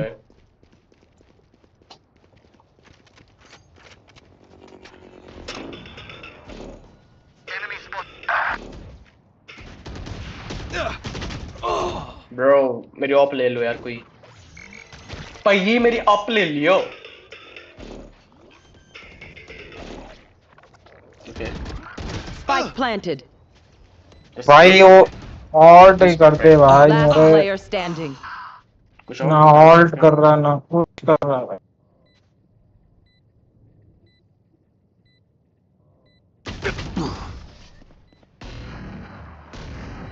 चलो देखते हैं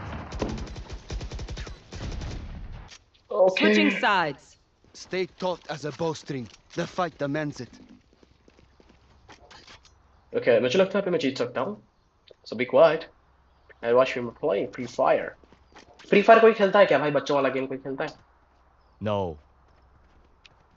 मैं खेलता हूँ भाई पहले खेला करता था 4 साल से खेल रहा था मैंने सोचा जिंदगी में उसके अलावा कोई अच्छा गेम ही नहीं है फिर सोचा भाई फिर तो अलग अलग खेलने का तो समझ आया ये क्या चूतिया गेम है ये गेम खेल रहा था मैं इतने दिनों Over there. Over there. I've done more with less. Keep fighting. Over there. Okay. Watch your eyes! Focusing. Going up! Reloading. Okay. चला Ah. Revealing area.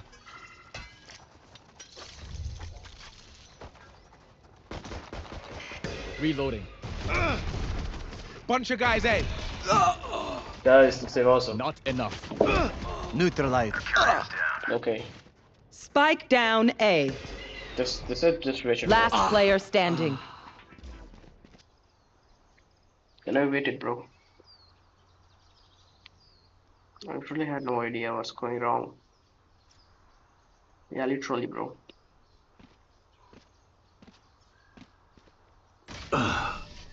I think I should have to stop the recording right now. Because it's too late, but still, because Trust me, they will make Surrender कर दो भाई mistakes. When they do, take advantage. पागल पागल है क्या मेरे भाई जीत सकते हैं तो क्यों इतना टेंशन ले रहा है मैंने पता नहीं क्या कैसे क्या करना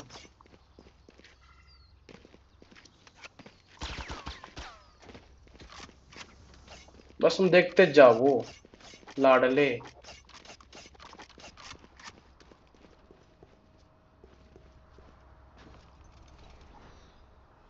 Defenders win. Okay.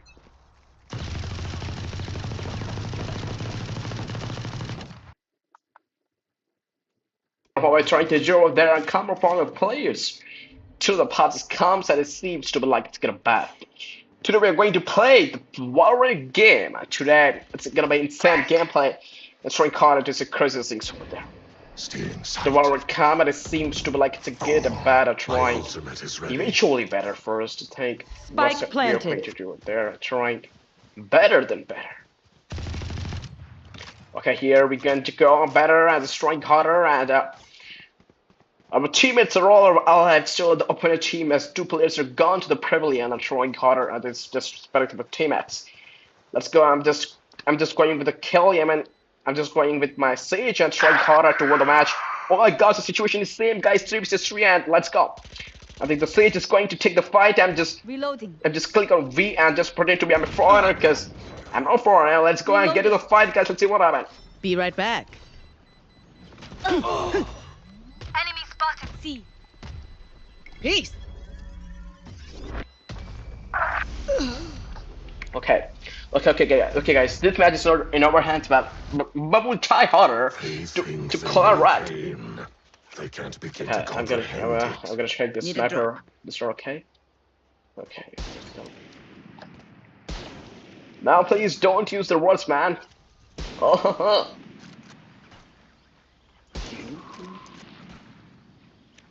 Okay, cool. Just be cool, bro. It's going. Here we go. Oh, and we go. Just look what it's trying to say you. Back in a flash.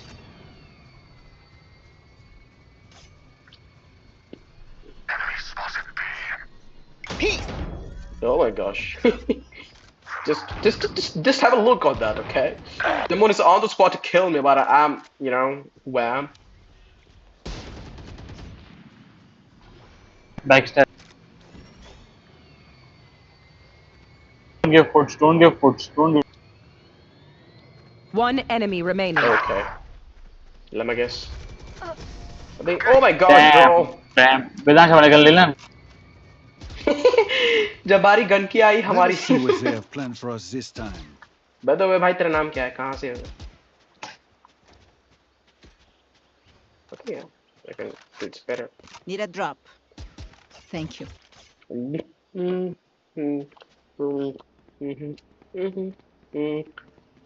हमें अक्सर यही बताया गया था. Here. कुछ काम हम अक्सर ऐसे करते हैं. Focus now. Eyes off me. Chill, let's go guys and let's get a. Don't miss me too much. The hunt begins.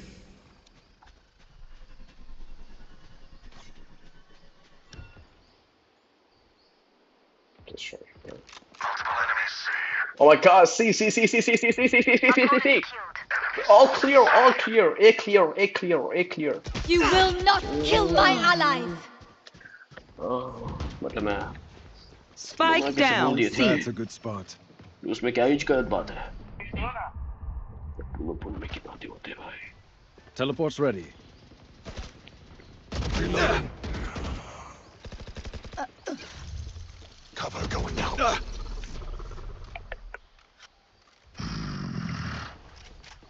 Last player standing. No.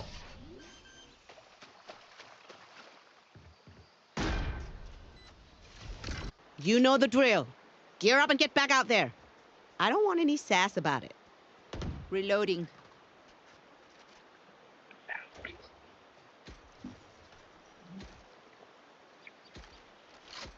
सही बात कर ले.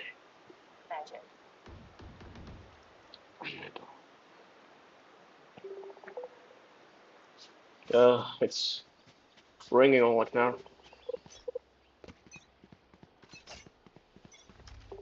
It's ringing on. I don't know what's going on. Reloading. Maybe he went to sleep.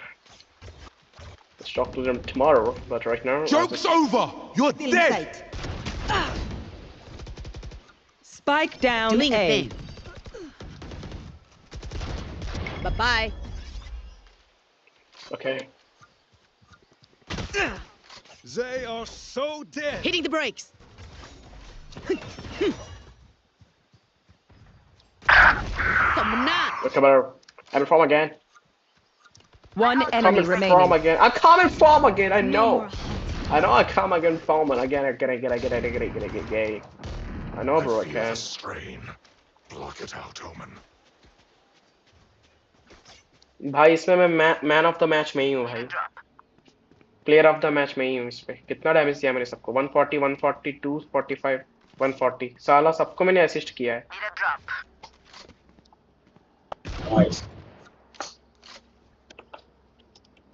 तेरे ज्यादा तो मेरे system भाई कैसे सिस्टम ने किया है.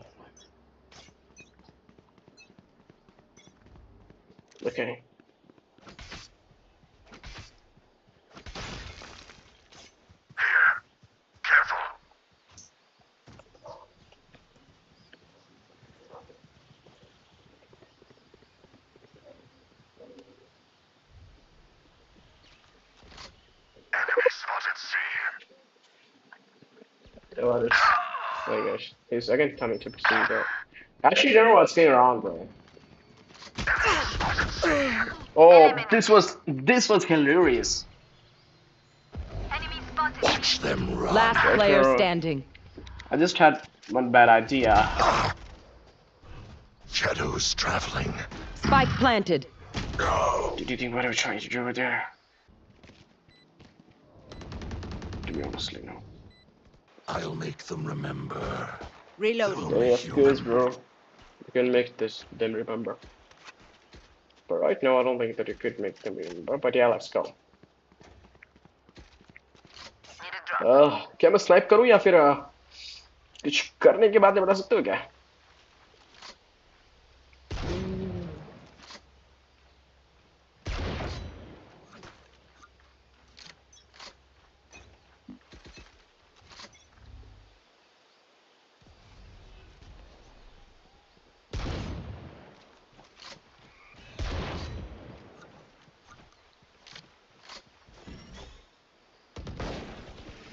Enemy A.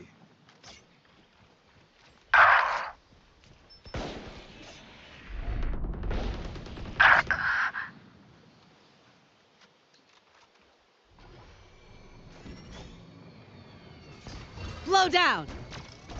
ZLZR.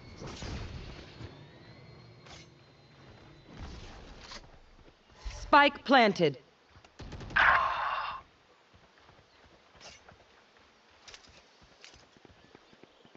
Very much. Ready to plant it.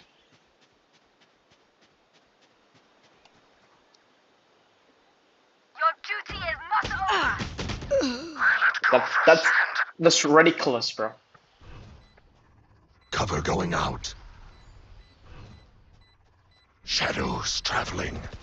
Last player standing. Flawless. Okay. That's good.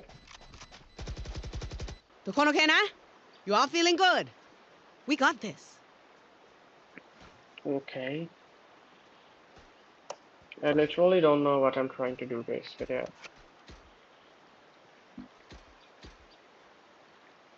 So you can do whatever you want to do.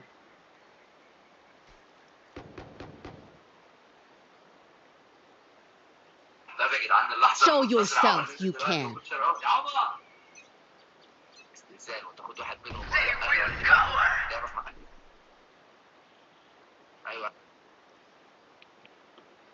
Emma Dosam. That's a good name, by the way.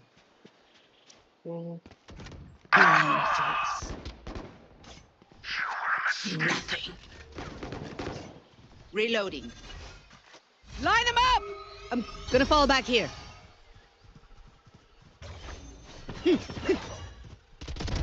Next. Bro, ये क्या था यार ये? You will not kill my allies. ये क्या था? ये भी कुछ अलग ही था. देखते हैं अभी क्या होगा. Spike planted.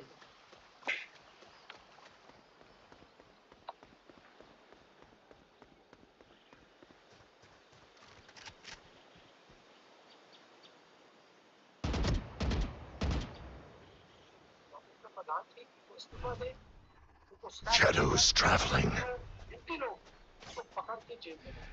Don't give footsteps. Last player standing.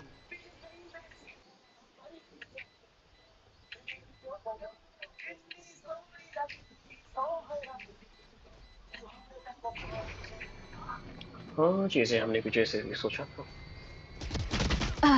बोलते ना कुछ प्लान के हिसाब से कभी कभार चलता नहीं है. वैसी बात हम अक्सर यही कहते हैं. चीजें हम. Match point. These new friends of ours are not too friendly. Okay.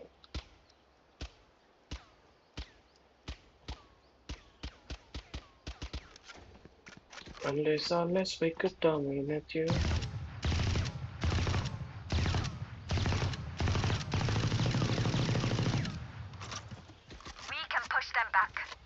Don't try to manipulate them right now.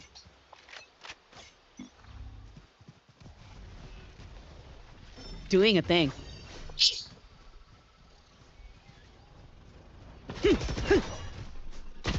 Later. Bro, Sage, help bro, Sage कहाँ चली गई यार? Still in sight. Next. Slow down. Farewell. Omen 44. Reloading.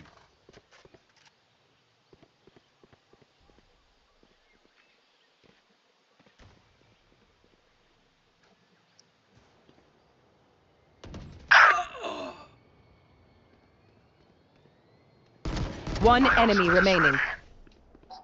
Okay. What will it be this time? Have any patterns emerged yet?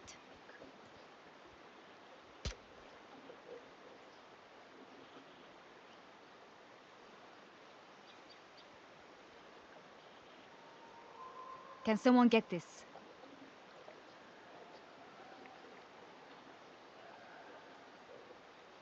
Can someone get this?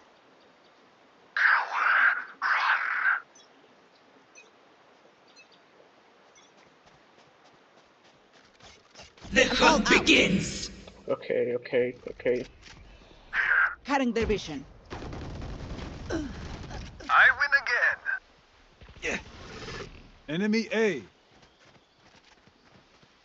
Don't miss me too much. Watch them run. Later. Oh.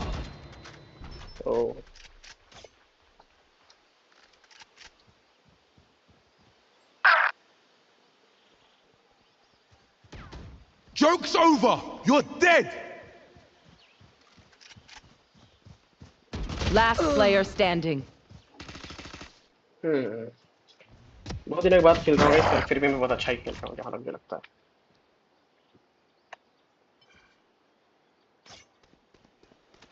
Spike planted. Go ahead. Stand your ground. Really? No. I thought it was going to get Attackers win. Wait, we lost the match. What happened with? We lost the match, right?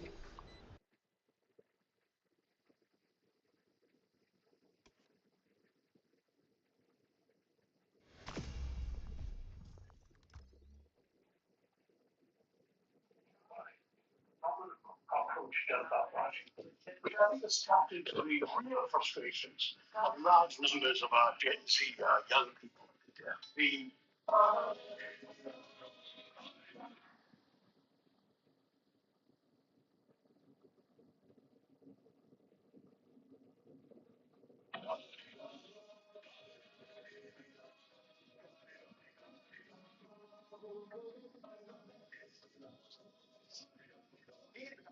Okay, let's just click on it. We'll scroll down, I guess. Just get up players.